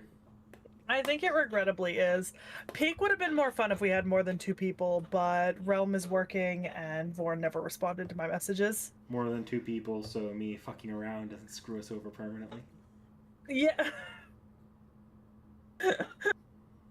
My fucking god. That is how I play pretty much all of those kinds of games. It's just more fun to fuck around. If I wanted to see the ending of that game, I just go watch it on YouTube. And then, you know, with you not really being down with Repo or Goblin Cleanup or Ale and Tail, you know, kind of limits out the library of stuff that I play pretty regularly with friends. You know what I mean? Mm-hmm. I mean, in theory, we could log on to the Minecraft realm, but, you know. Even Minecraft, though, can get me motion sick if I'm not careful. So, like, if I jumped in now, it probably would just make my motion sickness worse. It's just... Have you considered adjusting your FOV and other settings to make you less motion sick? I mean, if I played around with it, sure, but here's the problem. You play around with it, like, you adjust the setting. Does this work? No, but I'm motion sick, so I have to wait hours again to try it again. Yeah, because I adjusted my FOV on Minecraft and other games so that I like it better. It depends on the game. Paralyzingly, apparently. It depends on the game badly. Like Minecraft, it's just a little bit, unless I'm like spending all my time in boats, which I have done before. I'm not crazy bad. But like something like Repo, for some reason, I jump into Repo and like one night I was just vomiting after Repo. I just couldn't. It is first-person based. It is absolutely first-person based. I had no problem with Excel. I can handle 3D, like third-person games just fine. But first-person Peak wasn't perspective, bothering you. Peak was not bothering me for some reason. Huh. Could have been the color choices as well. I guess it's less dark. Maybe. Because Repo Possibly. and the Goblin game, those were both more detailed and more and darker, I guess. So Hmm. I don't know. Maybe it's something to do with my eyes trying to correct for it. Maybe. But it sure sucks ass. I've been told my eyes are really really good at correcting, or at trying to correct for themselves. Maybe Like too good. Like, have you ever been to you've been to an optometrist before? They're like make the two squares, or make the square double. Do you know that little test? Or does No. yours doesn't do that? No. Okay. My eye doctor takes one look at me and says, "All right, let's see if you need a stronger prescription. Yes or no?" Mine does like 15 different tests to see like different parts of like how my vision is. And one of the tests that he does is like a little square, then he puts like the lenses, and he tries to see when the square starts doubling up. And there are times where that square just will not double up because my eye is basically auto correcting for it. But Yeah, it no. means my eyes can do that, but it puts a lot of strain. Yeah, no, my eye doctor just checks to see how much worse my eyes are than my last visit. Just a basic chart, basically. I mean, yeah, because that's usually the only issue I have. You know? I'm just blind. Your eye doctor dilate? Does your eye doctor dilate your eyes to check behind it often? Oh, I hate doing that. Every time. I hate it with a burning passion. And God. have you done the balloon, the air spurt, The what? where you try to look at the balloon out in the distance and they shoot a puff of air in your eyes? Yes, that shit is terrible. I hate that. Everyone with glasses has that shared trauma. It's so awful. It's like they want you to flinch every time something gets within an inch of your eyes. God. But also, I only go see my optometrist like every 2 years, so Oh, I see my optometrist once a year. yeah. I usually go every other. I go once I notice that my glasses are like that things stop like getting clear at a certain distance. You know what I mean? I go every year regardless. Sometimes my glasses, I need a new prescription, but the ideal is that one of these days I'll go, my glasses won't be damaged from the previous year. I won't need a new prescription, and I can instead get something different and something nicer, like a pair of nice prescription sunglasses with my insurance, or contacts maybe. That's not been the case because of a certain pup last time, meaning that I have only just now received two functional pairs of glasses, and my last one's got a weird random scratch in the middle. I have no idea where that came from. Okay, So, I don't understand how people get so many scratches all over their glasses, right? Like, I know people who like they're like, yeah, I don't do anything weird, just like normal use, but then their lenses are like scratched to hell after like a year. I'm like, buddy, I have never severely damaged my glasses except for like one instance where they got run over by a skateboard. I Like, mean, I can pull out almost every single set of glasses I've ever owned since third grade, and they're still in like really good condition with like minimal wear and tear and scratching. And I wear my glasses every day, and I do fall asleep in them fairly regularly. it's small things like maybe some people don't realize that you probably shouldn't clean too often with just your shirt because the fabric on some of the shirts just is not good for cleaning glass. It'll scratch them up. Maybe you have something in your microfiber if you're not careful. Sometimes it's just like you fell asleep with them on and you didn't think it did anything wrong, but you accidentally scrubbed it against the pillow. Yeah, but I went like 7 years just using my shirt and never using a microfiber. Like, I didn't start using microfibers until like college.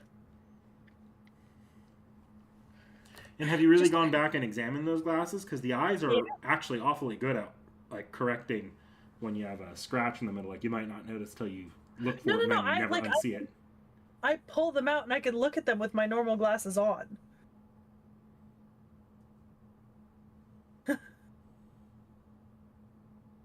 Yeah, like I don't. Yeah, I like all of my old glasses. I keep because like it's not like phones. You don't trade them in. You know.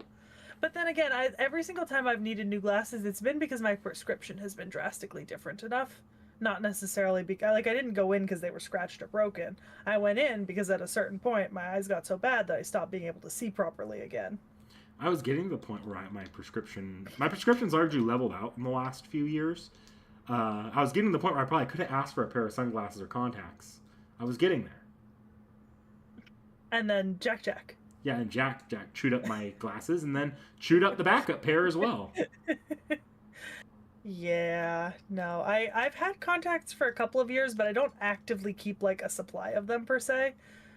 Just because I find they're not all that useful to me.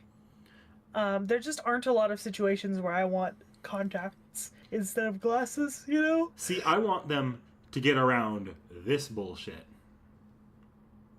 Oh, the screen showing on your reflection? Which, that's another thing. Y'all never see my screen practically ever reflected in my glasses, and I have bigger lenses than you. You're also looking at a different direction. You're kind of looking to the side as opposed to straight on, and I don't know if that changes anything. Well, if I look straight onto the camera, I mean, I'm looking straight onto the camera right now. I don't know what makes the difference then, to be honest. I mean, to be fair, I do have like the anti-reflective coating. That's probably it. That's an extra. I get. That's extra money though, and I already pay for blue light. It's not extra money when your eyes are as bad as mine. They actually don't upcharge on it. I get the blue light and the anti-scratch coating and the anti-reflective all as part of the lens I have to use because I have to use higher profile lenses, and it comes automatically like that. I like Frost theories on that, why your glasses don't get damaged and why you don't have reflections. But that's probably also why your glasses don't get damaged because you just automatically have anti-scratch applied to them. Mine don't get anti-scratch, I don't think. Yeah, because my eyes are much worse than yours. I could actually feasibly, just day to day, do this if I want to. Like, this isn't actually that problematic for me. I could still see you in relatively good detail. And the only thing I need the only thing I need the glasses for is in a classroom setting. Like if I need to see classroom-like setting where I need to see up front, like a movie theater is also that kind of situation. Or in a, I also probably need them I need them if I'm driving, especially places I don't recognize, just because it's illegal. But like if I wanted to go around like this, just day to day, I don't have to ever put on my glasses. I started wearing them more when I started driving. Before I was driving, you might have remembered before I was driving that there was times where I just wouldn't wear them. I kind of need them right now because I can't read chat from here, but... Chat, this is the trade-off. This is the trade-off. If I take my glasses off, I can't see my computer screen. Point blank period. This is the trade-off. This is truly... This is unfair. Yeah, no, because both me and my mom, when we go to get our lenses done, because we go to Costco, we actually get that, like, the third, like, the thickest, like, lens that they can... So, Costco does these, like, poly lenses that are, like, you know, the glass plastic mix or whatever, where there's, like, 3 sizes of them, and the thickness depends on the strength of your prescription, right? And depending on how strong your prescription is, you get a certain type of their poly, right?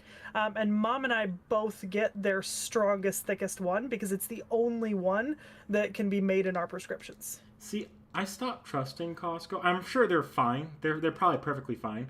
But when I went to Costco when I lived in Hawaii, I was told by Costco I didn't need prescription lenses, which led to like 3 years of me not being able to see the front of the classroom, multiple bad headaches because I was squinting at my electronic screens, especially when I was starting to play video games, and it was just bad. It was a bad time all around. And then I came back to Sacramento, went to my optometrist I went to before I moved to Hawaii, and then now I go to him afterwards. And he's like, no, you definitely need prescription lenses.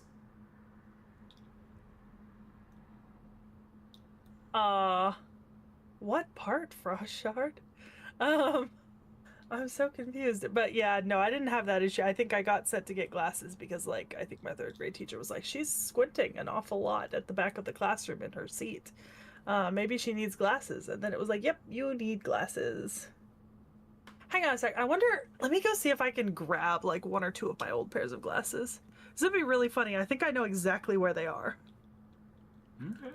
I'll put mine back on so I can actually read the chat without having to like... Because this is what I have to do if I have my glasses off.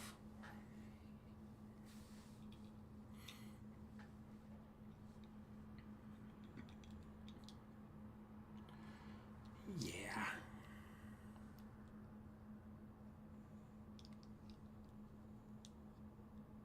I need you guys to know, for anyone that saw my last stream, I'm wearing the same exact outfit I was wearing that stream, but I did not stay wearing it all night. I actually, I changed out of it, got some sleep midday, actually threw this in the wash, just because this outfit's very, very comfortable. Going to be very good for the plane when I leave, so that's why I picked this outfit to be my plane outfit.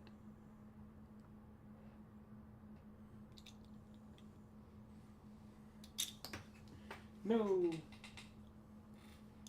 If you ever hear me like tinkering with something off camera, it's this little Lego Mind Flayer and one of these. I got it for Christmas a couple years ago. It's just kind of become my little tinkering thing that I toy with off screen. I've got another tinkering thing I toy with off screen, but that's the other one I can't put on camera. Okay.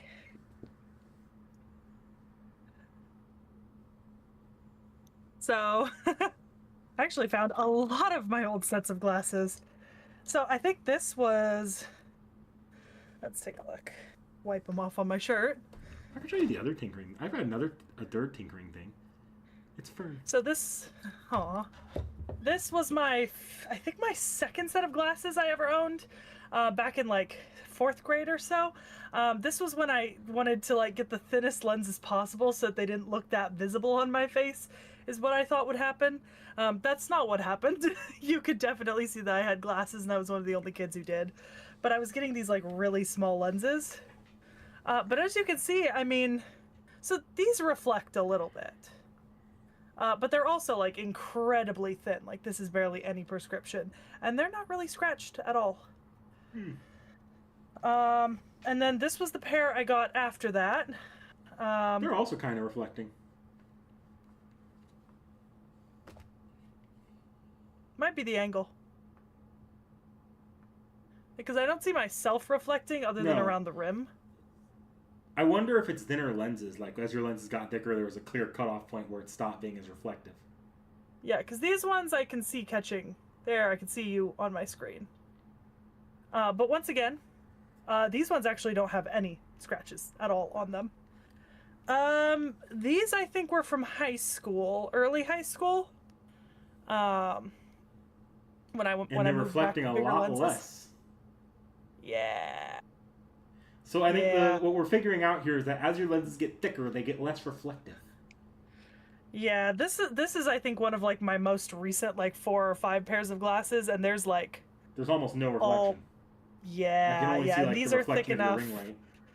These are one of the first set of glasses that's thick enough that the lens starts coming out like visibly over the edge of the actual like rim of the glasses. I mean, mine do too, but I think you have thicker rims than I do. Yeah, so I started getting thicker rims at this point deliberately because I didn't like how much of my glasses were sticking out over the metal frames, and now I do get like some of the thicker rims and my glasses still stick out significantly. These also don't have any scratches on them. They're a little loose, but like that could be fixed with just like tightening up the screws, to be honest. I've done thicker rims before, and what happened when I did that is that one day my lens literally popped out of the rim because it just didn't fit very well. Yeah, that's why I started getting these thicker plastic frames as opposed it did that to with like the thicker ones. The thinner ones held in place better. Yeah, because as opposed to like this. Oh, that's a comparison. You know? So at what point did you start being legally blind? Probably middle. probably just after middle school. So there's a pair of glasses missing from this count. So after these two, I had the one other pair of blue small frame lenses that were run over by a skateboard. I had those in my second year of middle school. And then I believe this might have been the pair from my first year of high school, and this was when they started getting really thick. So, I mean, that kind of tracks for me. My first set of glasses is somewhere, just in a different case than these ones.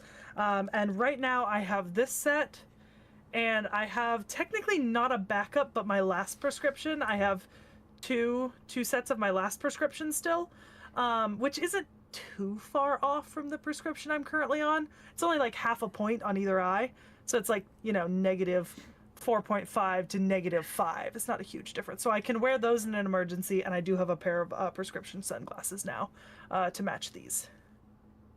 And I technically have been fitted for contacts, but I don't keep an active prescription for them. So, but yeah, no, I mean, that's, some of these are from well over a decade ago and no scratches on them or anything. And I never used microfiber. By the way, Seki, there's been some good news for you and FGO recently. Oh, no. So the first one is the 1,000 Saint Quartz. It got extended from the release of the final chapter to the end of the year. Oh, so I've got... It'll give you basically till December 31st, the year, like in 2 years. So December 31st of 2027? Yeah. Okay.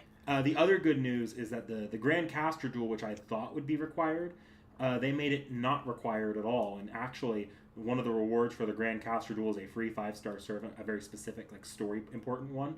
And you now get them... you can get them either through doing that Grand Caster Duel story, or you can instead just do an easier version of that. That's just part of the story, and bluestones can be used on it. Oh, nice. So. Oh, that's good for me. It doesn't change it doesn't significantly change the pace I'd like to stay at, because I think if I try to keep myself to that faster pace, then if I start lagging behind, I've just got a little bit of wiggle room. Yeah. But yeah, that makes sense. Oh man, just this set of New Year's, Christmas is just gonna take me for. I'm gonna have no quartz left. I don't know who it's all gonna get spent on, but I'm gonna be back down to 0 by New Year's. Oh God! So this is, without spoiling anything, the finale, like the first part, has this really shitty Kyrie fight, which is like 99% RNG. So the fight literally was just 30 minutes of me doing the exact same thing over and over again, and I was until eventually the game literally had an in-game RNG pity mechanic that it dropped on me like 30 to 40 minutes in. Yeah. I don't like those. I don't like those. I genuinely crashed out last night. Nope, I don't like those. I'm not a fan. There's a way around it that people figured out later, but that didn't save me 40 minutes. Yeah. So.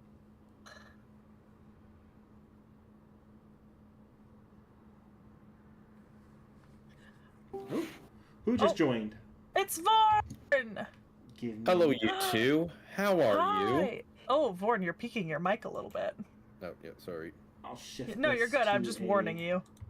Okay, there we go. That shouldn't be that bad. Oh yeah, you fixed it. There we go. How you doing, Vorn? Okay. Oh yeah, Seki, I'm going to just quickly send you something. Well, oh no, that's not necessarily a good thing. Oh no, this shouldn't make you happy. Oh, okay. How happy? Don't scream into the microphone happy, please not, but on that, go. Okay. I see what it is. Oh, that's cute. Vorn, were you here to play some multiplayer games? I probably don't have it downloaded, unfortunately. Whatever you would planning to play, but if I do, sure. Also, half of what we play we can't play at this point, so... Well, there is something we could do if we wanted to, and I could even stay on the call until I have to go. All we'd have to do is just send the stream over to your side, Seki, and then you could, like... Oh. It wouldn't be that hard. Yeah. I think it's fine. I think in most of the games we'd want more than 2 players. But yeah, ooh, interesting. I assume because you're sending this to me, it's actually a site that I can trust? Yes. Okay, alright. And also, they've now started doing free shipping. Even better. Make sure you get it from the US. Yeah, for context chat, he sent me a link to a custom one-piece Going Merry Lego set, separate from the actual official Lego one. It's slightly different, but, you know. Yeah, it's barware. So yeah. Yeah. So if you have, anyone knows alt Lego sites, that's where you should go. Yeah. Get your alt Lego. Speaking of glasses, Vorn is the only person out of the 4 of us who doesn't have to wear them. Technically, Rome has sometimes glasses. doesn't. His prescription's not that bad at all. Yeah, he doesn't have to wear them all the time, but technically, Vorn has good vision. Until it gets to night. Yeah, Vorn has horrific night vision. Actually, I have really good night vision. Which is really surprising considering the astigmatism, because I do have like the weird light thing at night, but it doesn't really like affect my ability to like that my eyes have to like shift and perceive things in the dark. My night vision is really starting to go lately. I can't see shit outside looking out my window right now. Yeah, I just Well, see twinkle, twinkle, little star. Yeah, but you're looking at it from the light being behind you, and that causes a weird reflection on windows. It's harder to see out into the dark when you have the light. Oh, but this is true no matter whether I'm behind the window or not. I know for a fact my night vision's going pretty bad. It's gone pretty bad for my other family members too, and it's noticeable which eye has worse night vision when I'm sleeping, or when I turn the lights off to go to bed. Well, I guess I'm driving us to see the first Lord of the Rings movie. Which is fine by me. I can drive just fine. I'm just making a joke because I don't have any issues with my night vision. I also don't have any issues with my peripheral. It's just front of my face. Yeah. It's a problem. I have totally good vision in my peripherals as well. Yay! By the way, Seki, a little update from something I was doing. Remember I was talking about trying to get the Secrets of the Silent Witch light novels? Yeah. Did you find them? So I got them on back order from Crunchyroll. The first volume just shipped. I've got the first 4 coming, but the first one on because it was a collection at a discount. Nice. So the first volume shipped. It's gonna arrive. It's set to arrive after I get back. Solid. Also, by the time I get back, we'll also have the full Septum arc adapted to the manga finally. Nice. So. I didn't really think about getting a lighting kit for the Going Merry, to be honest, Tacos. It wasn't really something I ever considered. Because I don't understand how the lighting kits work. What's a lighting kit? Oh. For like the Legos, you can get like these kits that are specifically designed to like light up the set like inside and out. They're not the best. You're better off going with an actual brand that actually integrates all that stuff into the bricks, Lumi bricks. That's the best because if I remember correctly, the kits that you can buy, they're pretty much stick-on LEDs, and then they leave wires everywhere, which then you have to figure out a way to hide. And ugh. They're okay if you want your Lego to, I think, be functionally just for display, and you're prepared to like hide all those things in a semi-permanent fashion.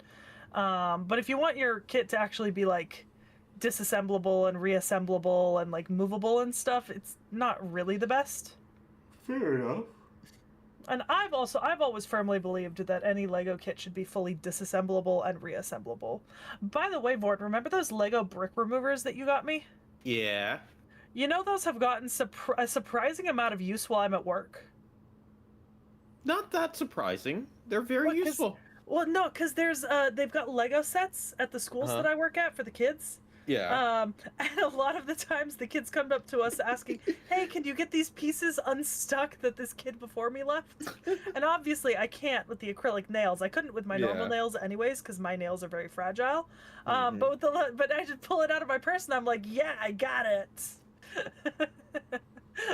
It's made me very popular with the kids. I will say this, I've already started to build the Mattel brick sets that I got. I will not be doing a review of them unless someone really asks me, and then that will just be a very short review because everyone's reviewing them anyway. So yeah, I got even more specialty weird brick separator stuff. So yeah, now. Seki the Builder Tacos, Bob had better watch out for his job. By the way, Board, how's that edited version of that one Lego stream going? It's going great. I fucking don't want to editing. Yeah, that's why that's why I chose to just leave my stream up in public. Yeah, but the thing is that stream would have been, well, half complete and also would have been True.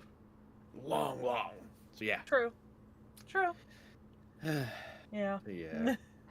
Maybe I'll leave the next one just up and alone. Editing long-form content sucks. Like when you're editing and you're trying to keep very involved with voiceovers and everything. I'm just more trying to think of like, oh, what else should I actually throw in during this quiet moment? And it's like, yeah. Well, at a certain point, you have to start doing like sped up compilation bits, you know? Oh no, this is sped up. Believe me, it's sped up. Now I just need to think. Okay, how much more speed up do I want? And it's like, yeah, that's fun. That's just fair. Fun. I'm excited to build Lego sets on stream in the next couple of weeks. Yeah, I'm going to probably need the camera if you're going to want me to stream any more building, though. That's fine. Look, we can work it out on a timeshare. I don't have a whole lot of time to stream this specific upcoming week. I'll be streaming Monday and probably Friday. Friday is one of your guys' Baldur's Gate streams this week, right? I think so, yeah. Yeah, but we're also trying to figure out the timing on all of it. If we were actually doing that, or maybe something else. So yeah. Yeah, we'll figure it out. We'll stream. And then the week after that, I'll be streaming a lot. I mean, I don't have to keep track of your guys' streaming schedules the next couple weeks. That makes me happy. That's true. It's just me. I keep track of everything for the next couple of weeks. I will be the all-knowing. Just wondering, have you been using the black one more or the green one? The green one's the one that I just grabbed first, I think. Just because it was the first one in my purse on top. Yeah, the green one's the official Lego one. Yeah. The black one is alt brand one, which is very much more tighter. So yeah. So if you really have to grab, use the black one. But other than that, That's fair. But yeah, no, it's just one of those things. Oh. Seki already carries most of the behind-the-scenes stuff on the channel on herself. Really, behind the scenes, I just do most of the thumbnails and the community posts. Seki does like most of the editing and most of the maintenance on like links and stuff. Yeah, I just need to set myself to like a better schedule than I have been. Because I kind of been like randomly picking up work shifts, and I used to do a lot of my editing just like during the day when I didn't have other things going on, and now I'm like, oh, I worked an 8-hour shift on my feet all day, and now I want to come home and sit on my couch and do nothing. Because it sucks. You know? Or maybe you break out your laptop while you sit and recline on your couch. I don't love editing on my laptop when I can avoid it. It's easier when I have the bigger screen and two screens, because I tend to bigger monitor to do and a multiple second monitor things. Helps so much. Yeah. It helps so much. Spoken from the voice of someone who's experienced editing on something much smaller and then editing on something much bigger. Some of my early videos were done on this motherfucker. I think that might be the most impressive thing that's ever been done on the channel. is the fact that that was functional and This didn't thing- catch fire. This thing is like a 2017 MacBook. I know, and it sounds like it every time you turn it on.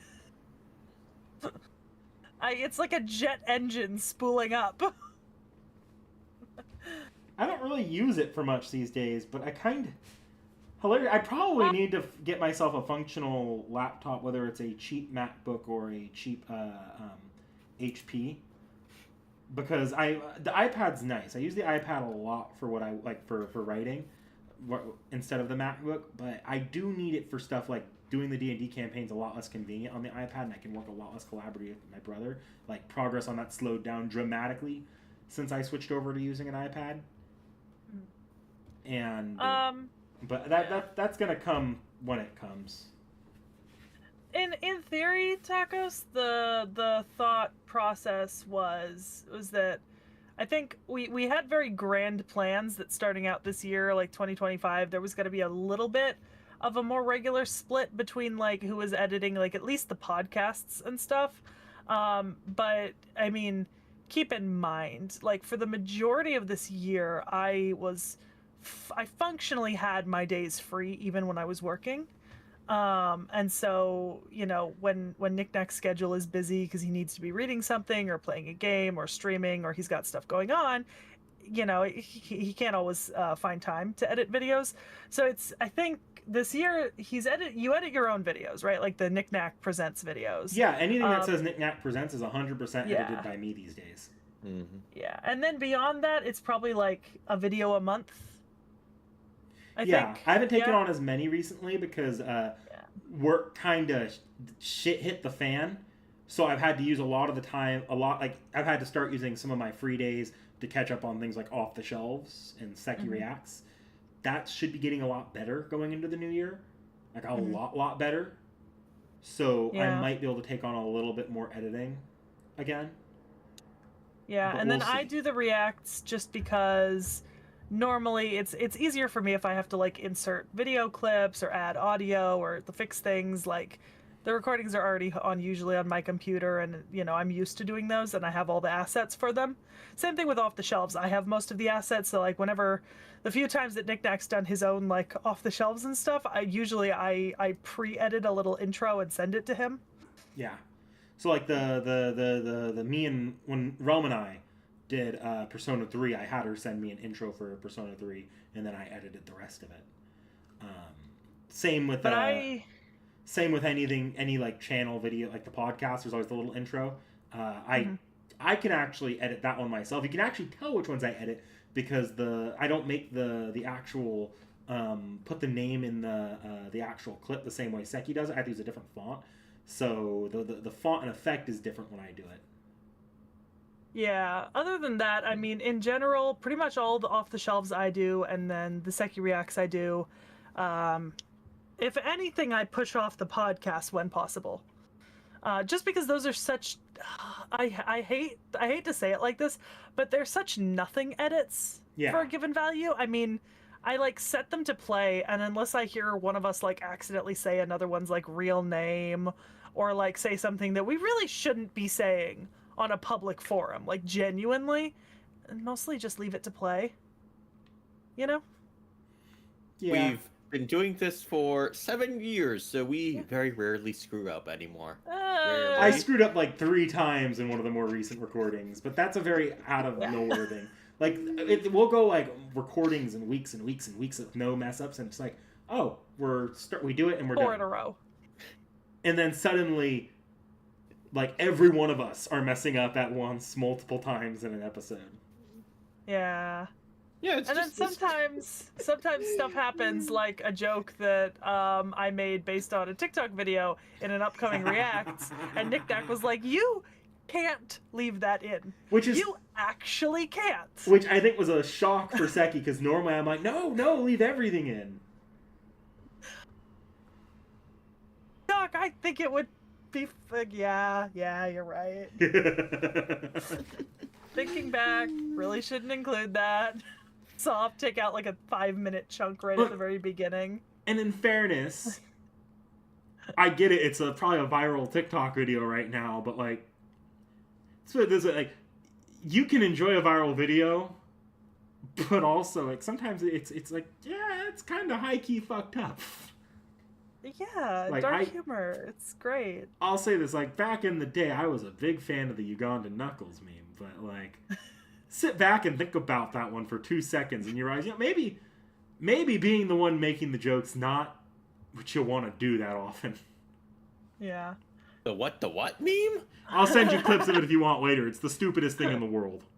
Okay. I mean, okay. You know, Nick, if anything, the easier way to tell apart podcasts that we edit them outside of the intro is you've usually got time to add more special effects and other images on I've podcasts. done that a lot less since I got the new computer because I lost most of my assets. I'm only now starting to rebuild like a collection of like little fun, stupid clips. Like I think I edited in a Smiling Friends joke in the middle of one of the Unlimited Blade Works sections.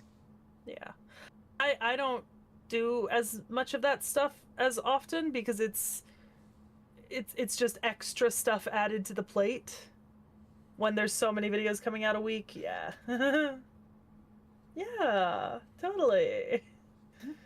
I'd send to the Discord what I was gonna put in what I thought was funny in the Nemo video, but I probably shouldn't send that anywhere outside of my friend group. Genuinely, that should probably stay between me and my friends on TikTok.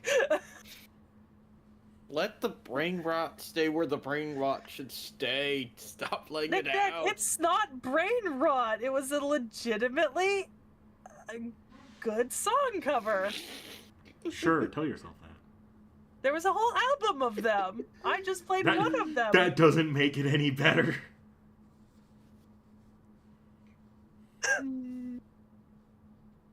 I thought it did. Also, I think we just openly said that there's a Nemo video coming up. Like we've high key hinted at it so far, but I don't think we've openly said it yet. Yeah, it's for Nemo.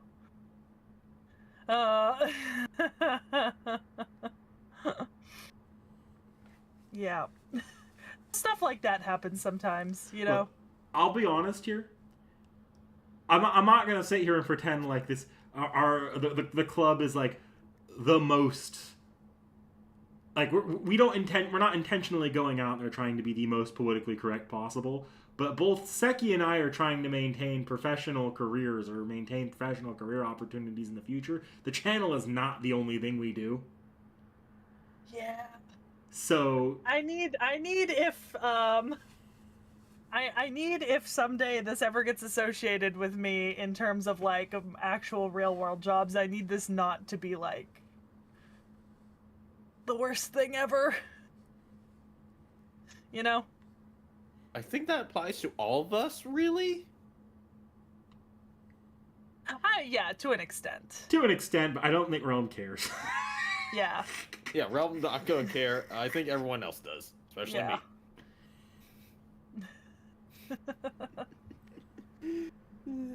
Oh, you know, Tacos, I was trying so hard to hide it last stream, you know? Ooh. So hard. There you go. I loved in the Discord. They're like, I don't think there's been a hint at Nemo yet. The next video is. They're like, no, they just said they did a Nemo reacts and on their And then I was like, shh, it was a secret between us. And then they were like, you said it, and I was like, yeah, but you don't know that unless you were at the stream. It's a secret. You gotta pretend. But also, Christmas is for Christmas servants, so... Yeah, if we can do a video on the Christmas servant and make it timely, we'll do it. Sometimes we can't help it, like next year is Abby Christmas. We can't do Abby Christmas. We've already done Abby.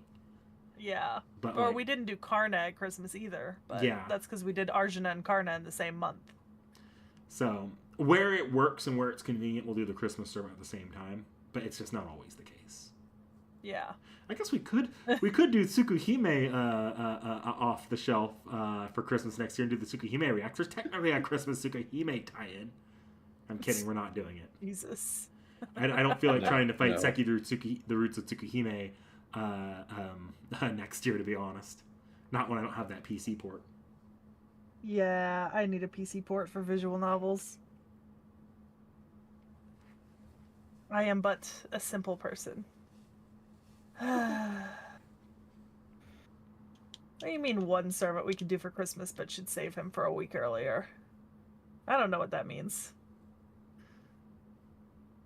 I'd have to think about it. Yeah. Cool. No, that one makes sense. Oh. Well, look, guys, I'll say this about the Solomon video. The Solomon video is so intrinsically tied to FGO's story. Even now that Seki has finished the Solomon chapter, I'm like, what do I do with this? Do I spoil everything else regarding Solomon for the rest of FGO when we record that video? Or do I purposely hold off until it's not a spoiler? Well, right now it's currently in the schedule, but you've notified me that it might get pushed back depending on how far I get. Yeah. Yeah. I mean, how long until it's not a spoiler? Ask Seki. Well, I'm starting part 2 at the beginning of the year, Vaughn. Mm-hmm. So I'm starting with Permafrost Empire and then Gotterdammerung, etc. Frostshard, she forgets everything that's a little bit less relevant to what she's experienced. Solomon, if I drop the spoilers on, like, the Solomon character, I have a feeling she's going to remember that one. Yeah. So, a lot of the time I do remember things. It's in general, the things I forget are genuinely the things that, like, I don't need to remember, right? But it's not as if I'm forgetting what happened, like, at the end of the Solomon chapter, you know? Like, I haven't forgotten that. I'm not going to say anything because Vorn hasn't read it yet. I think I can get away with Solomon spoilers once we finish Olympus, but I need to see what's going on more in the translations first.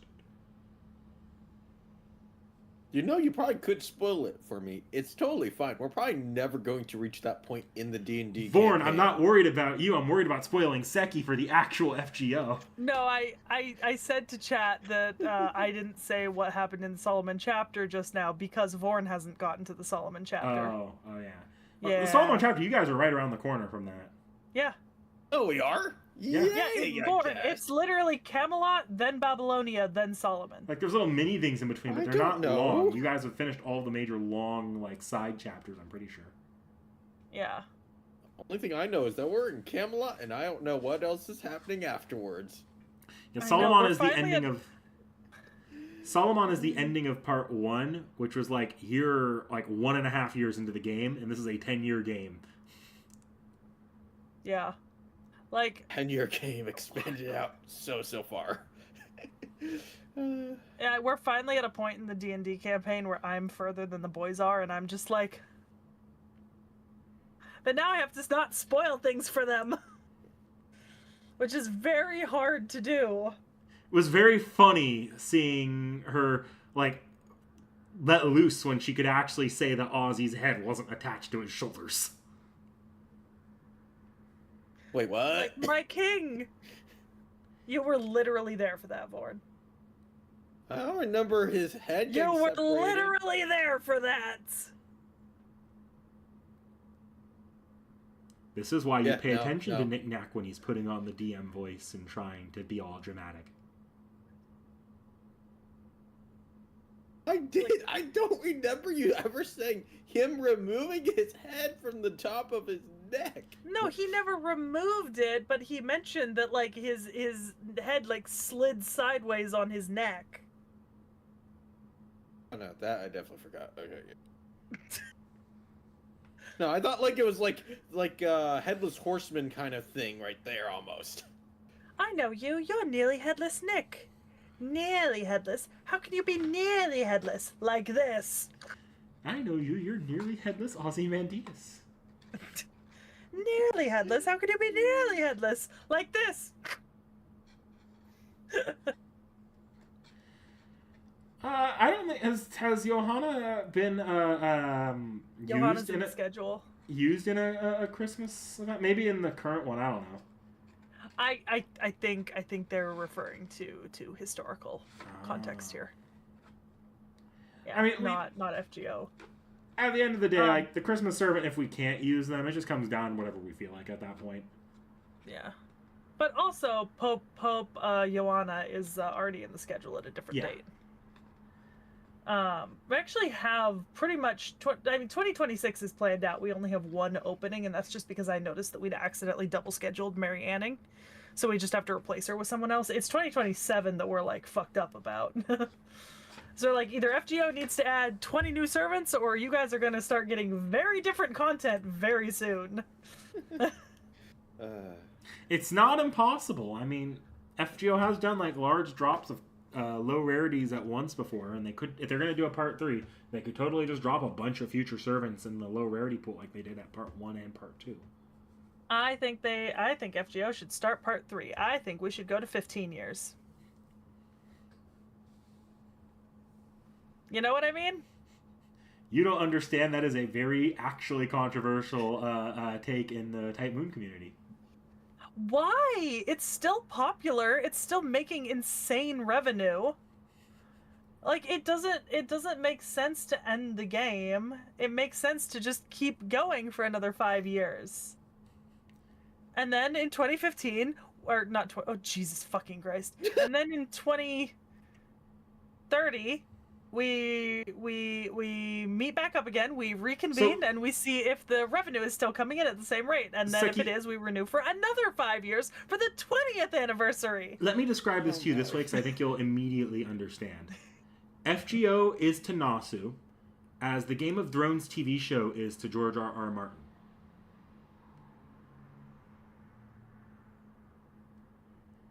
There's a large contingent of the community that feels like FGO has distracted Nasu from pre-existing projects and commitments he's made.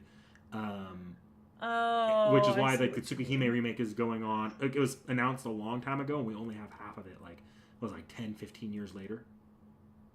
Okay, complain about your little Tsukihime remake. I haven't heard anything about the Witcher 1 remake in 5 years. We were supposed to have a Mihoyo sequel, too. Well, we were supposed to get Elder Scrolls 6. This is not new. See, but we don't know what's distracting them from that, or if they just announced it too early. These things are projects that have openly been talked about as being put on the back burner for work on FGO. So I don't personally... I'm not invested in it as much as some people, but like there's a contingent of people online which are really pushing for the end of FGO for that. If you support FGO, if you enjoy FGO, if you enjoy playing FGO, if you enjoy consuming FGO content, if you enjoy the story of FGO, if you enjoy adaptations of FGO, you sit down and shut the fuck up. So long as you are still enjoying this and funding it, you sit down and shut the fuck up and let it keep going. Here's the thing, though. This is not controversial. I didn't say it was a hot take in the FGO. I didn't say it was a hot take in the FGO community. I said it was a hot take in the Type Moon community.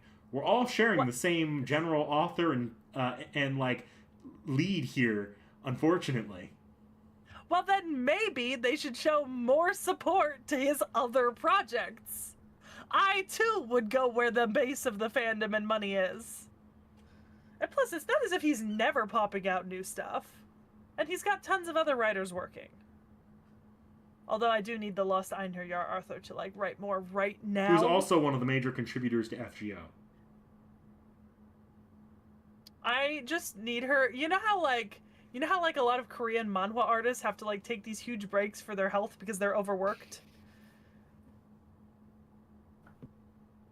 Taki, you do realize that if they do actually release another part, we're going to probably be playing that D&D campaign until the next GTA finally comes out. Born, GTA is actually announced for next year. We're going to be playing it until Elder Scrolls 6 comes out. Are we sure it's going to come out? That's the thing. They say it is. One day it has to. But yeah, no, I mean, Vord, we're gonna be playing FGO D&D until we're gray. Oh yeah. Like, collectively. Yeah. I don't know, if you guys actually make it to the end of part 2, that's where my brother and I are discussing, like, going in and completely reconverting all the systems. Yeah, but it'll still be FGO TTRPG. Yeah. Yeah. I'm just saying, guys. 15th Annie. 1500 quartz. Dakota Doyle, I'm hearing you. I know that Nasu is not the only FGO writer. I am very well aware of that. But Nasu's got the problem of not being able to step away from things that are actively going on. He's a very... Doesn't that mean that Takeuchi just needs to, like, kick him out the door for a couple of months? I'm pretty sure Takeuchi actually, not for that specifically, but has actually managed to force Nasu into doing certain things. Okay, so Takeuchi's like the one person in Type Moon who can. Yeah, so basically what we need to do is Takeuchi needs to set up like a timeshare program, right? Where he works like 3 months on FGO, 3 months on something else, 3 months on FGO, 3 months on something else, 3 months on FGO, 3 months on something else. I'm just saying. Like, if y'all in the Type Moon community who like want FGO to end, maybe you should actually show a massive amount of collective support for one of his other projects, because it sure seems like FGO has the loudest voice. The Type Moon community has shown a lot of support for the Type Moon community has shown a lot of support for things like Mihoyo and the Tsukimi remake. They actually sold pretty damn well for a visual novel, but the problem here is we're talking sales for a visual novel compared to gacha revenue. There's not a world where any visual novel outsells any gacha game that didn't immediately flop. Gacha really brings in the money. Yeah. It really does. Speaking of gacha games that shit the bed, Infinity Nikki has still not managed to pull itself out of, like, the fucking shithole it put itself in. Like, that game took such a sharp turn at the 6-month mark. And not in terms of quality, but entirely in terms of the devs. Like the game itself is great, but what the devs have decided to do with like the purchase options and like the rarity and availability of things, just like absolutely made that game pay to play if you wanted to actually do anything fun in it. And they have been desperately trying to walk that back, but they're not willing to give up a bunch of the systems that they put in place. Money. So they're like, what if we just give you another pretty paid costume? You know, extra. Wouldn't that make you feel better? And everyone's like, no. And they're like, but here, extra pretty paid costume. That's one of the easiest things I think people forget. There's a difference between a gacha being charitable and a game being free-to-play friendly. Yeah. Yeah. Yeah. Like FGO, like one thing I could say about FGO is the lack of separation between, say, the craft essence gacha and the servant gacha is actually really good for the game, unironically, because it means that you're getting servants at a relatively good rate, and you don't have to switch to a different gacha in order to progress the craft. There's not like a parallel progression system that you have to navigate separately when you're saving for things. Yeah. Well, also, as much as I complain about the pity. You know, the pity system isn't terrible, and to be honest, they've got so many rate-ups and so many servants come back around so often that it's not exactly the most punishing gacha, in my opinion. Like, it's pretty lenient. And I think a good evidence of that is the amount of servants that I have on my account now. You know, like, I am not a pay-to-play account, you know, for all intents and purposes outside of GSSRs, and yet I've got a pretty fucking stacked inventory for how long I've been playing and how often I play. Yeah, I can't stand the Hoyoverse weapons CE banners, and that's actually one of my big gripes with Uma Musume, is Uma Musume also does that. Like, it's the point in Uma Musume where it's almost just not worth rolling for any of the actual horse girls. Oof. But our horse girls, though. Our horse girls. I gotta do a retrospective update on Solo Leveling Arise. Wait, is that the game or is that? It's the gacha game. I also need to give the actual game a try, but I haven't purchased the game yet, even though it came out like a month or two ago. Wait, why the heck do you have to purchase a gacha game? Wait, No. They have a gacha game that is free to play, but they also released an RPG game 2 months ago. The gacha game came out last year. Okay. Yeah. I think the FGO ending Year of Banners proof is nothing more than like it's like people with their conspiracy boards right now. Like, yeah. The truth of the matter is FGO is the primary revenue bringer for both an entire game development studio in Losango who has no alternate forms of revenue right now, as well as Type Moon, who releases products pretty sporadically, and like anime don't typically bring them that much revenue. That's mostly a form of advertisement. They don't release games that often, and when they do have to revenue share with it. So for both Type Moon and Losango, they can't really afford to let FGO just die at the end of Part 3. And if in development of a future game is such a huge risk unless either of them have backup projects as well. So they can't even really move on to an FGO 2 unless Type Moon can sort of balance out its revenue with something else. And Losango, or if Losango builds its team up enough to develop more than one gacha game at a time. Yeah. I actually wonder, how large is FGO right now in terms of like gigabytes? Want me to check? I have all data downloaded on JP. 7 to 8 right now. 7 to 8 on NA. But you don't have all data downloaded. You have I do. minimum. You do? Yeah, I accept the full data download with games like that. Oh, like you went to the back end of the settings and downloaded from there? Yeah. Oh. Yeah. Neat. Let me take a look at my JP though, because I mean, I'll double check because we just had an update, but I also haven't downloaded the assets for the most recent. That's crazy compared to like some of the other things, because that's the only reason why I could think of like you might want to start making a new game is when your game gets too big. So FGO FGO JP right now on my phone is 29.23 gigabytes. Ooh. FGO NA on my phone is 9 gigabytes. FGO on my phone is 21.12 gigabytes. That's weird. I have all of the servant and story data downloaded, so there's no lag spikes. I don't think you do. I think you've just got the update data downloaded. When you get a new servant, does it load in the gacha? Like, do you get the little foo run loading? No. I think you do, because I've seen it happen on your rolling streams before. I don't think so, or at least if I do, it's so quick. It is pretty quick. But Maybe. It's like one of the easiest tells that you got something new. It's like I've used it to bait you before. I'm like, oh, I like this. I like your chances on this roll when I see the loading screen.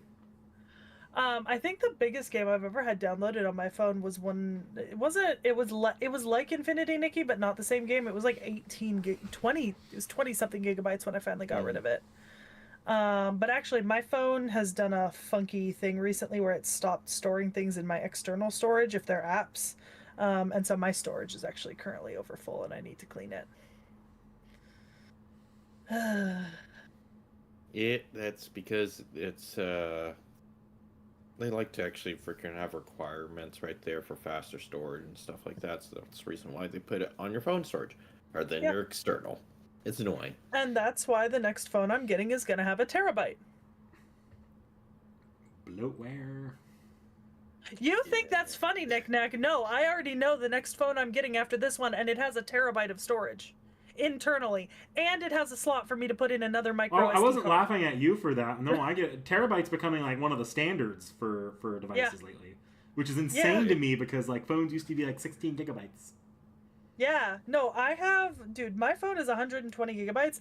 I currently have 1 gigabyte free on my entire phone. I'm at 99% storage capacity. If and when we have a part 3, where do I think the story could go? Ask me in one of my solo streams if you really want to know, like when I get back in 2026. I don't necessarily want to go over all of my theories and speculation with Seki and Vorn here, because Seki's still going through FGO's game right now. Vorn's not even in part 2 in the campaign. It's some of my thoughts here absolutely venture into like the end game spoiler territory. And it would be kind of silly to needlessly spoil them for just speculation. I got the mid-tier like storage option on my phone, 128 gigs. Yeah, I've used already 101 gigs right now. Warren, I have had this phone since 2020, right? Not only have I used 127 out of 120 gigabytes, but I've also used almost 300 gigabytes in the 500 gigabyte storage card I have. Yeah. I have almost 500 gigabytes stored on my phone actively. I hate this. My phone's still a good phone. I don't need the upgrade except for storage. I'm not even getting to how many tabs I have open right now. And the best part about all of these about the need for larger and larger storage is larger and larger storage is getting more and more and more expensive. I know. It's awful. It really does truly suck. We are in an apocalypse. Truly. Well, I think look, this might be me getting conspiracy brain here, but I'm pretty sure it's intentional that they want us to not be able to afford on build storage, so that we have to rely on cloud-based programs so they can make us pay a premium subscription for all of our devices for computing to be done elsewhere. I'm telling you, you will own nothing. I will die before that happens. I hate that. Hey, I'm going to rent my cloud program for my computer, which I rent in for 20 minutes, because that's how much I can pay in 2070. Yeah. Ugh. Look, I like the cloud. I find it convenient. I still prefer to have more onboard computing. Taking a look at my new phone I'm getting. But if on the newest Windows, every day my Windows is like, hey, we don't have any more space for you on our cloud program. You should totally upgrade your cloud plan. I'm like, no, I don't care if this stuff's stored on the cloud. I don't want to use the cloud. It just makes me so mad. You know what I mean? You can disable OneDrive easily enough. Oh, I'm sure I could, but it's very clear where they're trying to push things to. Oh yeah, pretty much. But everyone pretty much gives you 5 gigs for free, because it's 5 gigs. That's almost nothing. And we're walking that direction pretty damn quickly. I think a lot of campus universities nowadays are using the Google Drive and online programs as a standard. Yeah. If you have any mobile device, you're being they give you just enough storage on the cloud program to spoil you for it, and they build so much of their operations around it. But once you hit that limit, you really do have to start considering it on that. And it hits that limit pretty fast these days. Yeah. And the computers, they're trying to push cloud more on PC, desktop, and laptop as well now. Yeah. Yep.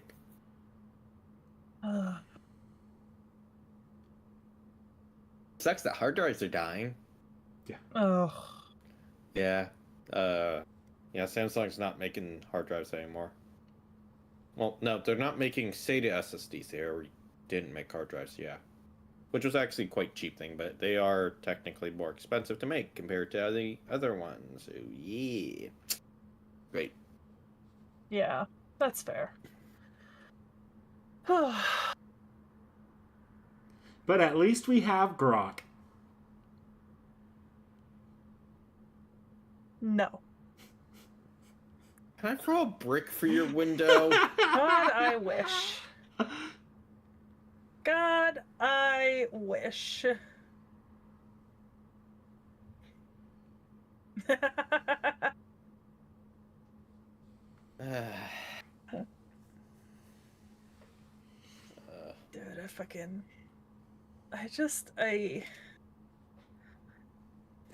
I hate having to deal with storage and shit. Oh, yep, definitely fair. It's just so annoying. You know what I mean? Wait, are you kind of like CC, where you actually have just a bunch of just small apps, or do you just have a bunch of just or just a couple large apps on your phone? What, me? Yeah. I have a lot of big apps. Yeah, I've got if I look at my app storage, right? Let me pop in real quick, and if I sort by size, right? My first couple of apps, I've got 14 gigabytes, 9 gigabytes, 7 gigabytes, 4, 3, 3, 3, 2. And then I get down to stuff that's like 1 point something. Mm-hmm. You know, so I do actually have a couple big apps eating up like a chunk. You know what I mean? I see. Okay. Yeah. Mine's a lot of big apps too, but also, I'll be honest here, like the other apps that aren't that big app are so small they're almost minuscule, and I haven't even, but combined I haven't even used up. I still have over a terabyte of storage left on my phone. Mm-hmm. Yeah. Although I will say, here's the funny thing: I have all the data downloaded on FGO. I have almost none of the data, and I'm behind on updates for Genshin. Genshin is still larger than FGO JP for me. Yeah, I took Genshin off my phone. There's a couple of other apps that I need to just remove because I'm just not using them. You know what I mean? Yeah. And I'm like, okay, at this point, like if I haven't used it, it needs to go. But I like to cling to some of my apps. I don't know if that makes sense. Like I'm like, oh, but what if I want them in the future? You know? I get it. Like there's apps on my phone I haven't played in years, but I keep them on my phone. Yeah, cause what if you want to use them in the future? Yeah. And then I never do. But what if I did? And then it would be gone, and then I wouldn't be able to use it. And that would be sad. So sad. That would be very sad. Yes, terribly sad. Yes. Very terribly sad, yes. Actually, I'm going to do myself a favor, and I'm actually going to uninstall a couple of games right now. I gotta clean up my folder. My photos right there. There's just so much shit in here that is not needed.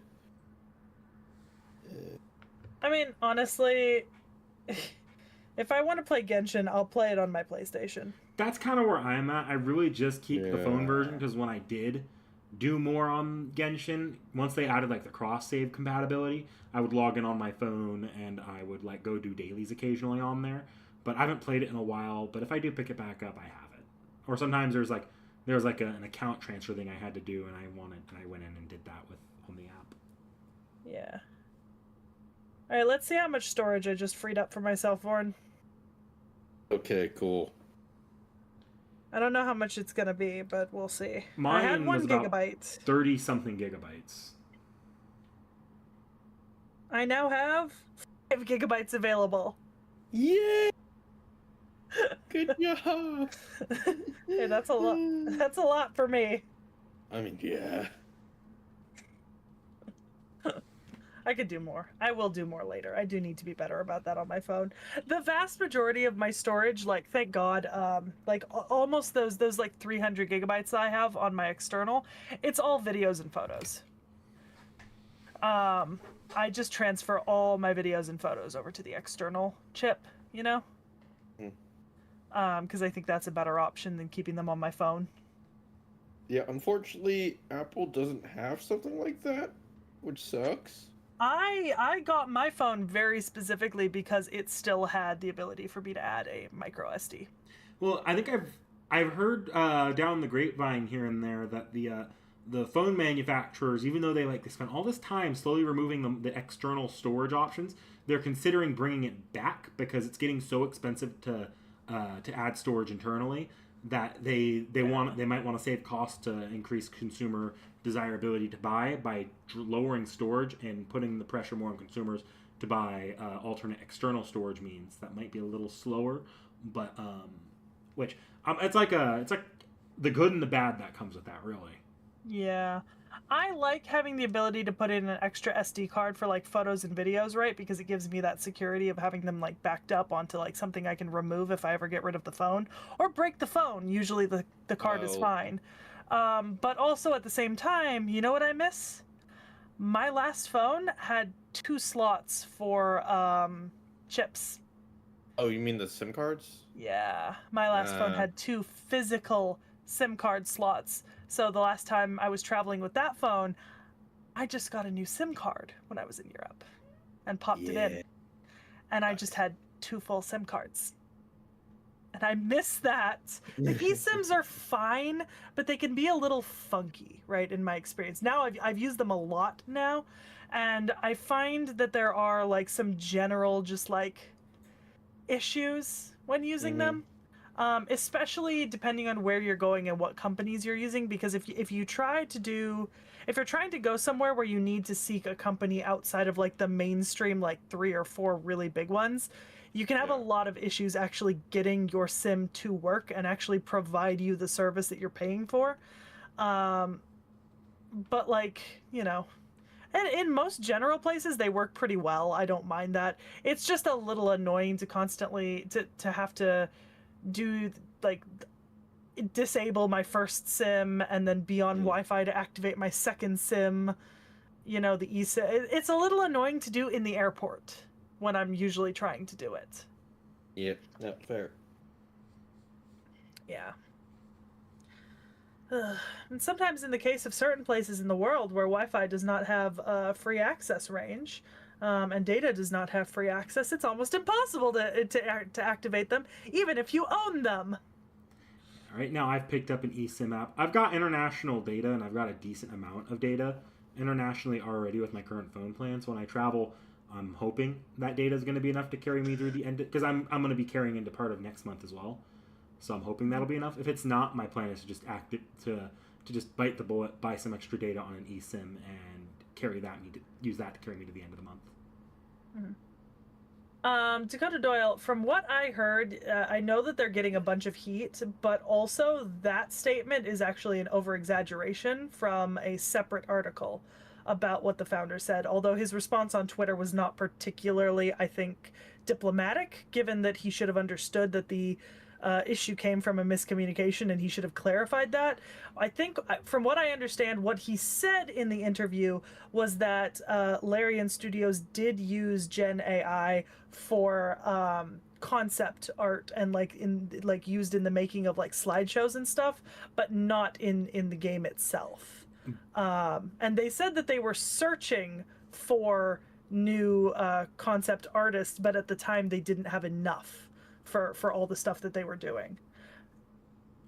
Yeah, it is a bit complicated, though. I will give it this. I think we're hitting a point now where AI is becoming a debatable, the debate is less about whether or not AI is replacing the job of artists, because now you have artists that are using it directly as like you would use, say, Photoshop as a tool for not necessarily as the backbone of what they're doing. They're not doing their entire art based on AI, but they're using like these built-in tools as an assistive tool. And so, how much of this is how much is using AI worth making it easier on artists to do these jobs, especially these jobs on time crunches? Like, are we losing jobs and allowing that? But if we also allow that, AI is a learning thing. You're increasing the capability of the AI by using it, and that is over time pushing people out of work, especially if you start relying on it more than just hiring, say, concept artists. And I don't like AI. I don't use AI in practically anything I do if I can avoid it, right? I actively turn it down in most things. But I mean, technically, we use AI in a lot of our Seki Reacts to translate CEs, because no one's done it for us and we cannot translate these CEs. Also, for example, I'm not an artist. If I wanted to communicate an idea to one of my friends, right, and I couldn't communicate the idea through a bunch of other photos and words, I mean, I've never gone to an AI site to try to generate an image, but I could see why someone who is trying to communicate something without having to fully flesh it out themselves because they don't have the ability to would perhaps use it. I just think that that's something that if you're gonna do it, you have to be clear about the fact that you did it. You know what if you're gonna use AI, tell people you used AI and let them decide, Well, that's kind of the other thing, Tacos, is AI is quickly becoming its own, and this is where I think we're seeing a lot more discourse on it that's getting even more heated. AI is not a tool you just pick up and you're like, I want to make this. You actually have to be pretty good at knowing how AI interprets your prompts, what you need to be feeding into it, and how to tweak it once you've already created something, how to change it, how to modify it. And that itself is becoming a learned tool, or not a learned tool, a learned skill set. But also, it's there's so much controversy and gray area surrounding AI. It's what do we think of the people that are learning the skill set and that are getting good with this skill set? Well, the problem with that is like depending on the AI model, like how you work with this AI model will not work with this other AI model because they might actually have just two different paths right there. But we won't notice until you actually attempt it because AI is pretty much a black box. You cannot open up and check under the hood. It is Well, that and hard. you know, I promise you, AI is really useful for certain things. AI is used in science and mathematics and medicine to run statistics and do all sorts of calculations and stuff. Um, like stuff that you just, it would be insane to do like yourself. You know what I mean? Like AI is used in a lot of technical fields. I think It's AI used in like art. I think that art and like writing and stuff like that people have the biggest problem with is if you're making something out of generative AI that uses a database of stuff that it's taken from the internet, then you're just using something that is scraping other people's work, right? Like that is true. That is what it's doing. It's scraping what other people across the available databases have said, right? And when I say available, that's because, you know, it highly depends. For example, AO3 had the AI scraping, right? And I remember, I think, so AI was only able to scrape the fics that weren't archive locked. And within 24 hours, AO3 had sent in cease and desist letters to the AI machine and had the library made private and unavailable until they could have it permanently removed. So it's like, unfortunately, you know, if you're saying, AI, write my history essay for me because I don't want to do any research, and it gives you the wrong citations and writes a shitty paper, you deserve that. I think the problem is, though, as we're using AI for these, what would be like tool situations, like AI is quickly becoming incorporated into stuff like word processors. Yeah. You've probably noticed your autocorrect in your word processors is getting a lot more accurate or offering a lot more like editorial feedback even. I turned my autocorrect features off when it stopped autocorrecting my words and started trying to offer me alternative ways to write your sentence. Because look, here's the thing. AI is telling me alternative ways to write my sentence based off what it's experienced, right? And I know for a goddamn fact that the sentences I write are better than the garbage it's feeding me. Like the sentences that AI tells me to change, right, when I'm like writing like academically, right? It'll be like, "Oh, you've used the word like because why don't you use for the reason of?" And I'm like, "No. It ups my word count, but it doesn't make sense in the like you're stupid. Like you've been sampling a bunch of morons, right? Like you're taking your suggestions from my grammar from an assorted scraping of like mostly garbage." So I don't use it anymore. I have my spell check enabled, and I only use it for the actual word spelling check when I know a word is wrong. But it is starting to do things like take up the space that used to be occupied by basic grammar checks. It is, and that's why I disabled it. Learn grammar. Yeah, but just learn grammar at this point, because I promise you, whatever you're using, Grammarly, whatever is helping you write that paper, it is not good. I've read these papers. I have seen the suggestions. It's not good. But these are still very important tools that people use, and we're running into the situation where these tools are starting to incorporate AI. What is separating the AI tool from generative stuff that's doing a lot of scrubbing? Where that is getting less and less, and when you're using these tools, especially the ones that are starting to enter that very gray area, it is still helping AI do better with generative scrubbing stuff. Yeah.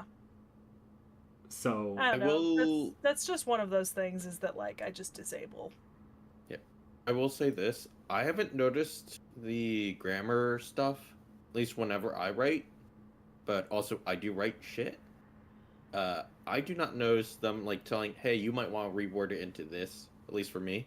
But also I've noticed sometimes when you say AI, that's actually not exactly AI. That's more just high quality number crunching that you just don't notice on background.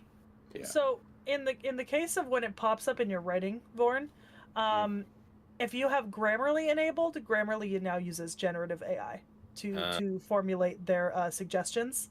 for word order and phrasing. Not for spelling, but for word order and phrasing. And what I noticed Grammarly was doing, because I used to keep Grammarly just for the spelling, right, on my Google Docs, because sometimes the Google Doc spell check itself isn't great. Grammarly stopped offering me just spelling corrections, and it would say, you can fix this word and also this sentence like this. And as soon as it started doing that to me, I just removed it. Like, I disabled it entirely from my Google Docs. And apparently the new Microsoft Office Grammarly equivalent, the one that comes with it, Copilot and whatever, is AI based. It's annoying as all hell. I have to deal with it at work. In what, like, it really, I don't like it because it really does make a push to homogenize like your writing when it does it. So like it can be helpful in a professional setting, but at the same time, it's like even in a professional setting, it often feels like it's over homogenizing stuff. But I think the thing I always keep coming back to, right, it's a Grammarly example that I have, is that Grammarly bases its suggestions off of the data that it knows and the data that it's scraped, right? And like we have a mutual friend who thought that you, at the end of a sentence, you finished your word, put a space, put a period, and then immediately started the next word. And this mutual friend did that so often on Grammarly that Grammarly stopped recognizing it as an error and refused to correct it anymore. If that's the kind of learning scraping that Grammarly is using, I don't want to be trusting that. You know what I mean? Like, if that's the data they're scraping, if that's the data they're using to base their AI on, I don't want to be using that. See, I think there's a difference, though, with that, because that was like before the big AI boom. And what they probably did is they probably were looking over the paper, saw the squiggly lines, and clicked ignore this enough times that it just started ignoring it. No. I saw them do it. There were no squiggly lines. Well, yeah. They had never clicked ignore it. Do you know that? Yes. Because I saw them doing it. Well, before they actually... Okay, before and because they didn't use Grammarly a whole lot before college.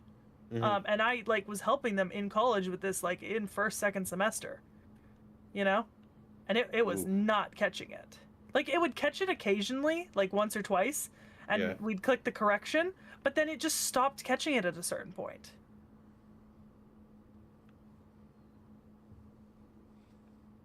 And I mean, I get that that's pre the AI boom, but regardless, keep in mind, I mean, the majority wasn't it up until wasn't ChatGPT using exclusively a scraped offline library for 3 years before they started incorporating new data into it? So for 3 years people were using it and there was no active input into the system outside of users. So you're just in a cycle, right? If it's wrong, it's telling you the wrong thing over and over and over again. I do think the quality aspect of AI is kind of a losing battle, though.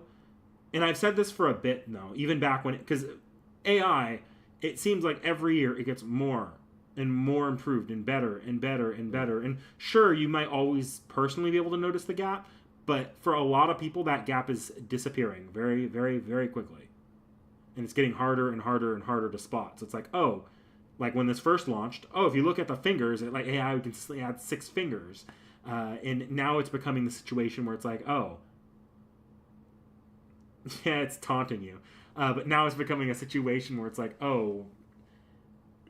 is this really the battle we want to be standing on with quality? When quality is eventually going to catch up. Because that's just the way it's naturally working, and that's the thing they're keeping in mind when they're developing these.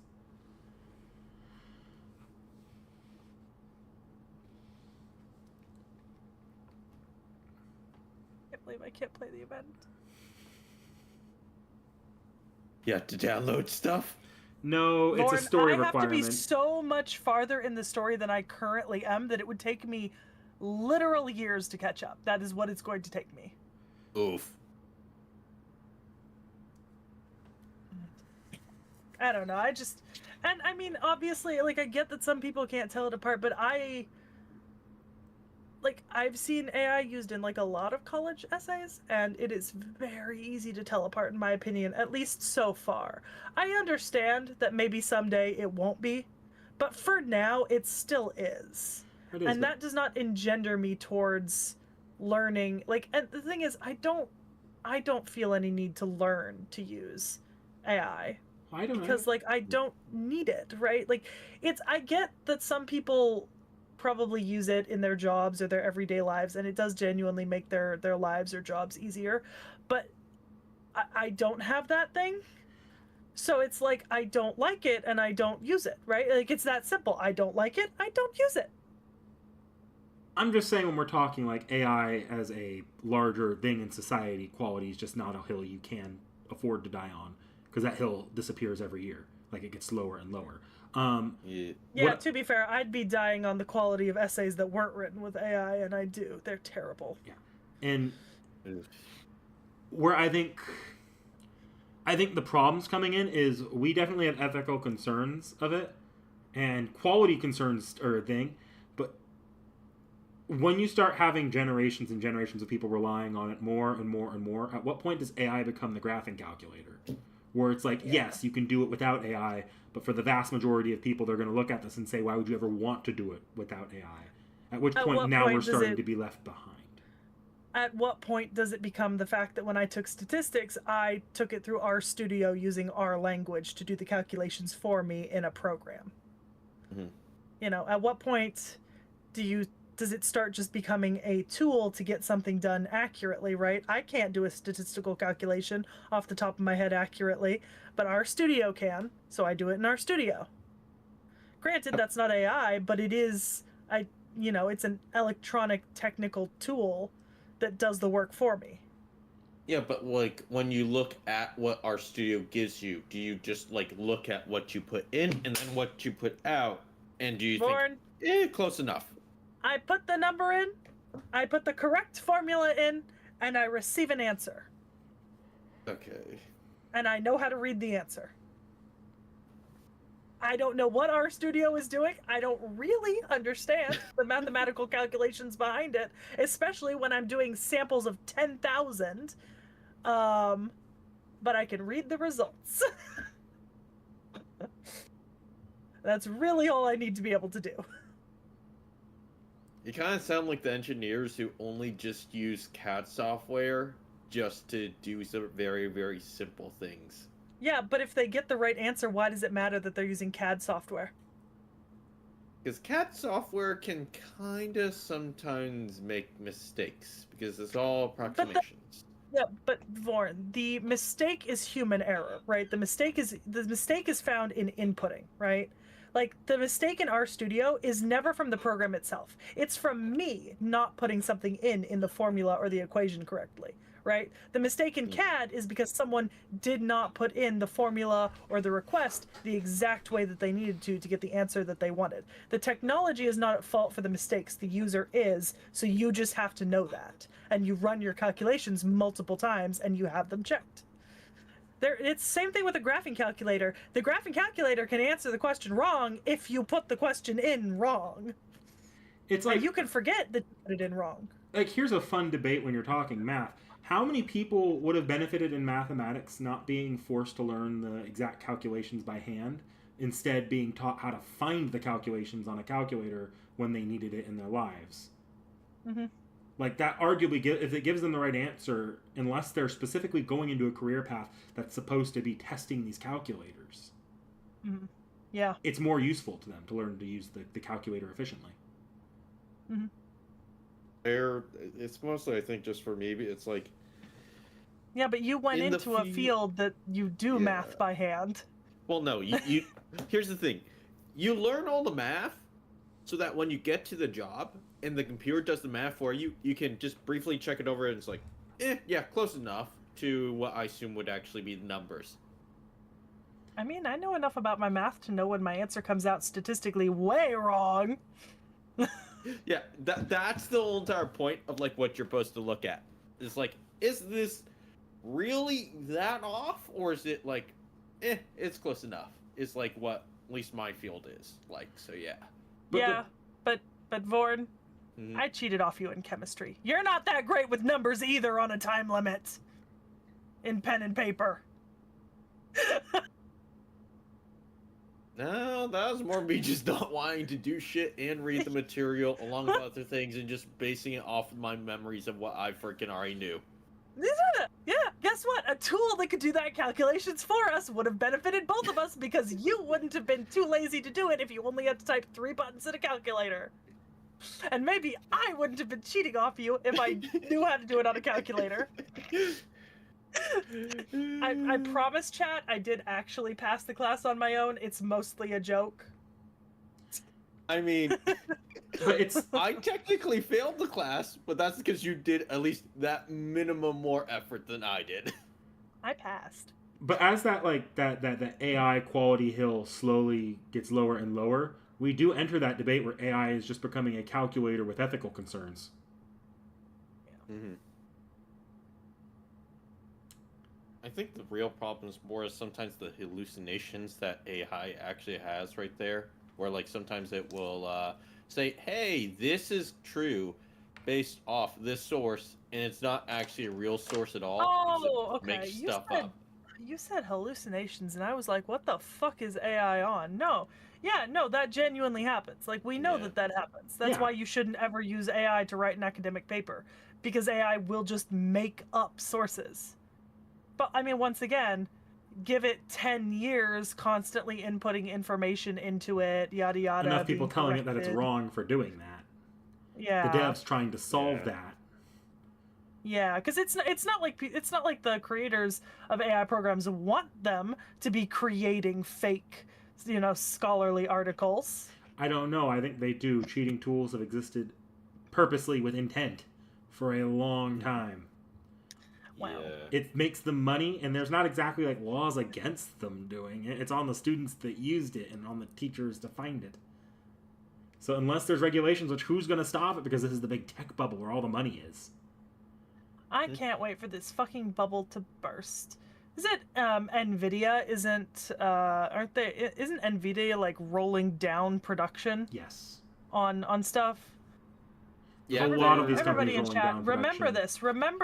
If and when the AI bubble pops and they come crawling back to you, begging you to buy their graphics cards, buy AMD, buy a different company. Tell them to get fucked. I mean, the other companies are kind of also using AMD stuff. They're using Intel stuff, so you're kind of fucked either way, really. But yeah, Nvidia is the biggest player. Yeah, but if Nvidia has decided that they're going to reroute 50% of graphical card production back into AI resources, right, instead of producing more graphics cards, right, and then that bubble bursts and they decide, oh, we want to go back to producing graphics cards, get fucked. I'll buy a different company. I don't care if some of that profit goes to you. The majority of it will go to the other company that I buy the problem from. here, though, is that graphics cards are very, very, very... It's a big market for sales, but a small market for supply. Like, because the chips, I believe, have to be produced in very... Like, you have to... The way the chip production works, it's just so hard for other companies to break in. This is like a very, very... I know. Knick-knack, I'm aware. But I also don't approve of a company like Nvidia in that environment deciding to cut 50% production all of a sudden on something that's obviously in demand. I think most of the companies are going to be doing this before that bubble pops. Yeah. For a bubble to pop, everyone kind of has to hop in. I don't care. I don't like it. Actually, LTT just did a nice video about that. Pretty much, it's like, what the base of it goes down to is that there is just not enough. Well, there's only one company that's making silicon wafers. And that's pretty much what is used everything in your computer. Silicon goddamn wafers. I really need some Chinese company to break into the market and start producing shit for cheaper. Get on it, China. I will support you. Silicon wafers are not that easy to produce. I just need that in my life. I also need RAM not to cost $1,000. That would be nice, because I would like $300 for 36 DDR5. I would like more RAM. DDR5, yeah. But I cannot afford more RAM. You have an okay amount. I wanted to double it. Yeah, well, the prices definitely are not in your favor for I know. 2 years, maybe. I know. Makes me mad. Remember when, like, 3 months ago, we were talking about how PC was the affordable gaming option? Well, yeah. it actually was, because, like, yeah. It was 3 months ago, it's not now. Cheap, and now it's going back to normal. That's the point, Vaughn. That's the point. We're saying it was 3 months ago. No, but it's like, not anymore. No, in reality, though, it did actually get, like, we did have, like, a very deep, like, pit, and now we're climbing back up to normal pricing. Technically normal, but we just, yeah. I just really need those Chinese companies to start producing. I really need China to come back into the market share with a vengeance. See, the problem with that, though, is like when you're getting into to companies like the cheap companies, you're getting into less regulations around them, and that's how you get things like, oh look, my graphics card is on fire. Just put extra cooling gel on it. The problem just pour water on it. It'll cool it off. Yeah, water cooling. You just don't keep the water in a pipe. You just pour it on the computer. Now it's mineral oil. Mineral oil! God damn it! The just dedicated ice maker right next to the computer, constantly blowing ice air on it. Ice makers actually exude a lot of hot air. It's cool inside, but everything else, it actually heats the room up outside.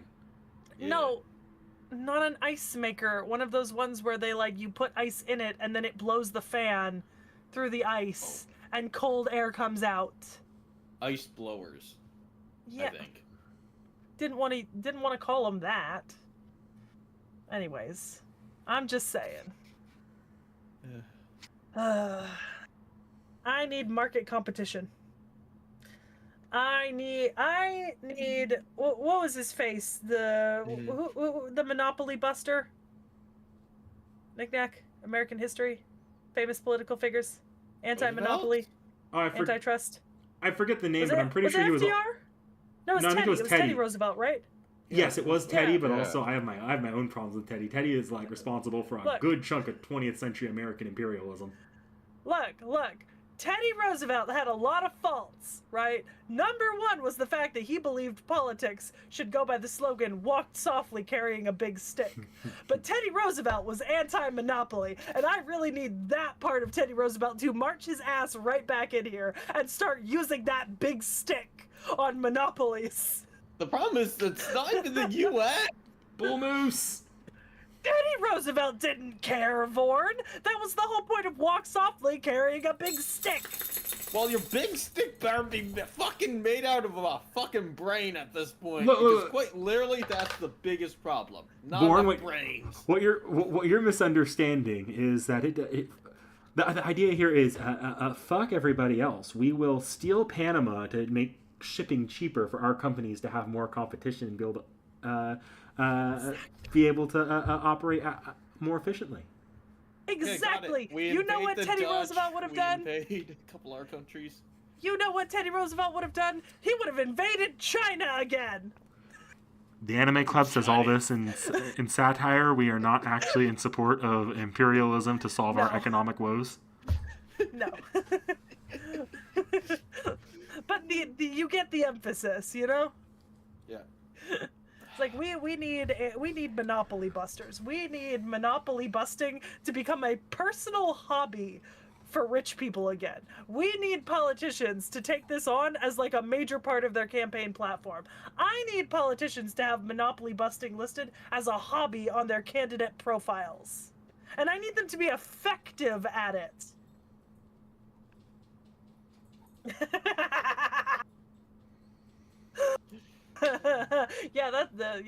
Tacos. Yeah. That's why the joke was so terrible. That's why we don't sanction it as anything other than horrible satire. I'm just saying. We need more brains. We really need more brains.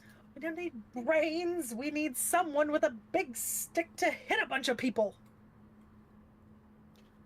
If violence is not solving your problems, you are not using enough of it. I do not believe we are using enough of it. Sure, we'll not in the ways it needs to be used. No, quite literally, though. Like, a lot of...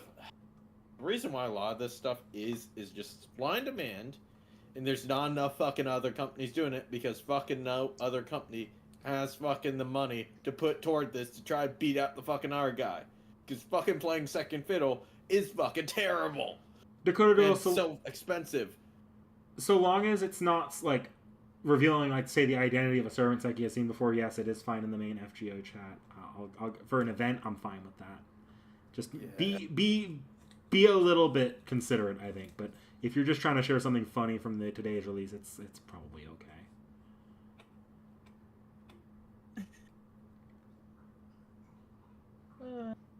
Hank Hill for U.S. President. Hell yeah. We will fund our economy on propane. And propane-related products. Yes.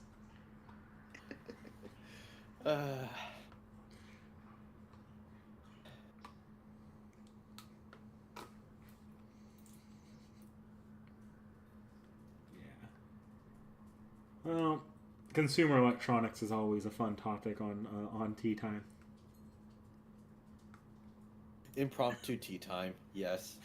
Well, unfortunately, I got motion sick playing a bunch of the first-person multiplayer games, so we did have to turn it into an impromptu tea time. Yeah. I did have tea. I had like a black tropical tea. We tried to play Goblin Cleanup. And Peak. Yeah, Peak was fine. Goblin Cleanup was not. And Ale and Tail Tavern is almost identical to Goblin Cleanup in terms of the way that you see the game and like interact with it motion-wise. So I figured it was probably not safe to move on to that game. Fair. Yeah. I don't mind playing. I've played first-person shooter games before, and they're typically fine. It's just like this very like interactive game, like you're grabbing stuff and putting it down. Those tend to, basically games you can imagine being played in VR are harder for me. I don't know. I think you could play Helldivers in VR. I mean, like, think about it like this: a classic game that probably works in this similar style, like Portal, where you're like picking things up, putting them down, constantly moving the screen where you want to set things. Whereas a first-person shooter tends to be more like... There might also be some element of the way that your FOV controls worked on a controller, right? And the way that you play games, because I tend to keep my camera relatively stationary when I play games. I move my body rather than the camera. So I don't often have the issue where I'm like moving the camera outside of like what I'm actively doing or moving, since I have my actual camera controls set to a different set of keys than my motion controls, and I usually just allow my motion controls to control my camera view. I'm just going to say this. I have my FOV very, very wide, so I just don't have to like move my head in game. I just move my like eyes on the screen. Half-Life 2 would probably give me issues. Half-Life in general, because Half-Life and Portal run on the same engine, and Portal 1 was the first time I ever had motion control sickness while playing a game. Although it makes more sense in Portal when it's like, oh, I'm going to jump through this and come out somewhere else, and it's all physics-based. Yeah, that's fair. Alright, you two. I think Skyrim VR would not be fun for Nick Nack. I think I'm going to pop out for tonight because I need to go take some pills because I feel potentially a cold coming on and I do not want to have a cold. Yeah, I need to get going too because I've actually got to head over to my family soon. Go meet up and get ready. Do you not get a cold by recording, please? Please don't. What do you mean? We're going to have a recording soon. Yeah, on Zoom. Oh, no, you are going to come over. Oh, yeah. I mean, we could do it in person. I'm used to doing those on Zoom, so it doesn't really matter all that much. Okay. I am trying not to get sick, though. I will go drink some hot tea and down a bottle of water and take some Dayquils. It won't be a year. It'll be shortly. I might even try to get in shortly after I get back, like the weekend I get back. But Knick-knack. See you in a year, as in 2026. That's different than saying in a year. No, it still counts. But do you guys want to advertise any upcoming streams or projects that are coming out? I'll be streaming something on Monday. It's probably going to be FGO. I'm not sure when. Something on Friday, and then for certain the week after that, I'll be building the One Piece Legos and a couple of other things and doing a bunch of streams. Depending on camera timeshare, maybe Wednesday, I will do the set that I talked about. Oh yeah, if you're by my place Monday, you can just pick up the camera and keep it till after Christmas. Yeah. And then for me, I've got the Heavens Feel video dropping on the 25th. That one's a live premiere. I'll try to be in chat, but no promises given that I'll be in a completely different time zone. I won't be. Well, depending on when it drops, I actually probably will be in the live premiere chat. I just don't know anything about what he's talking about, so. I mean, it's not that big a deal if you were to watch it, because you have seen the anime adaptation of it. So You're not like you're being spoiled on anything, but that's up to you. You can be in there with it muted and just chat with the chat too. Yep, lots of build streams, Tacos. It's going to be a lot of fun. Where do they actually do, like, where is the premiere usually? YouTube? YouTube, yeah. If you go to the channel, on the front page of the channel, it should show no. Scheduled. No, I'm talking about, like, the location of the actual place where they premiere. Do they premiere it's just like, going to appear in your feed or... at noon on Christmas Day. Like it's a live stream. Location in the world, like in Japan and US. Born. It's a premiere of a YouTube video that he filmed and edited on YouTube. Oh, it's going to premiere on YouTube. It's already set for release day and time zone. It's not going to autocorrect to Japan just because my phone is in Japan when it goes up. Yeah. Sorry, I was fucking thinking it was an actual thing from... You were talking literally apples and oranges. He thought you meant a movie that was premiering that you were going to see or try to see online. Oh, no. You were actually talking apples and oranges between the two of you. Love it when that happens. All right. Well, I think that's enough shenanigans for the day. We'll see you guys eventually with something, maybe. Have a great one, and happy holidays to everyone. Bye. Stupidity on roll. Not stupidity. I get why you thought that, and I get why Knick-Knack thought what he thought.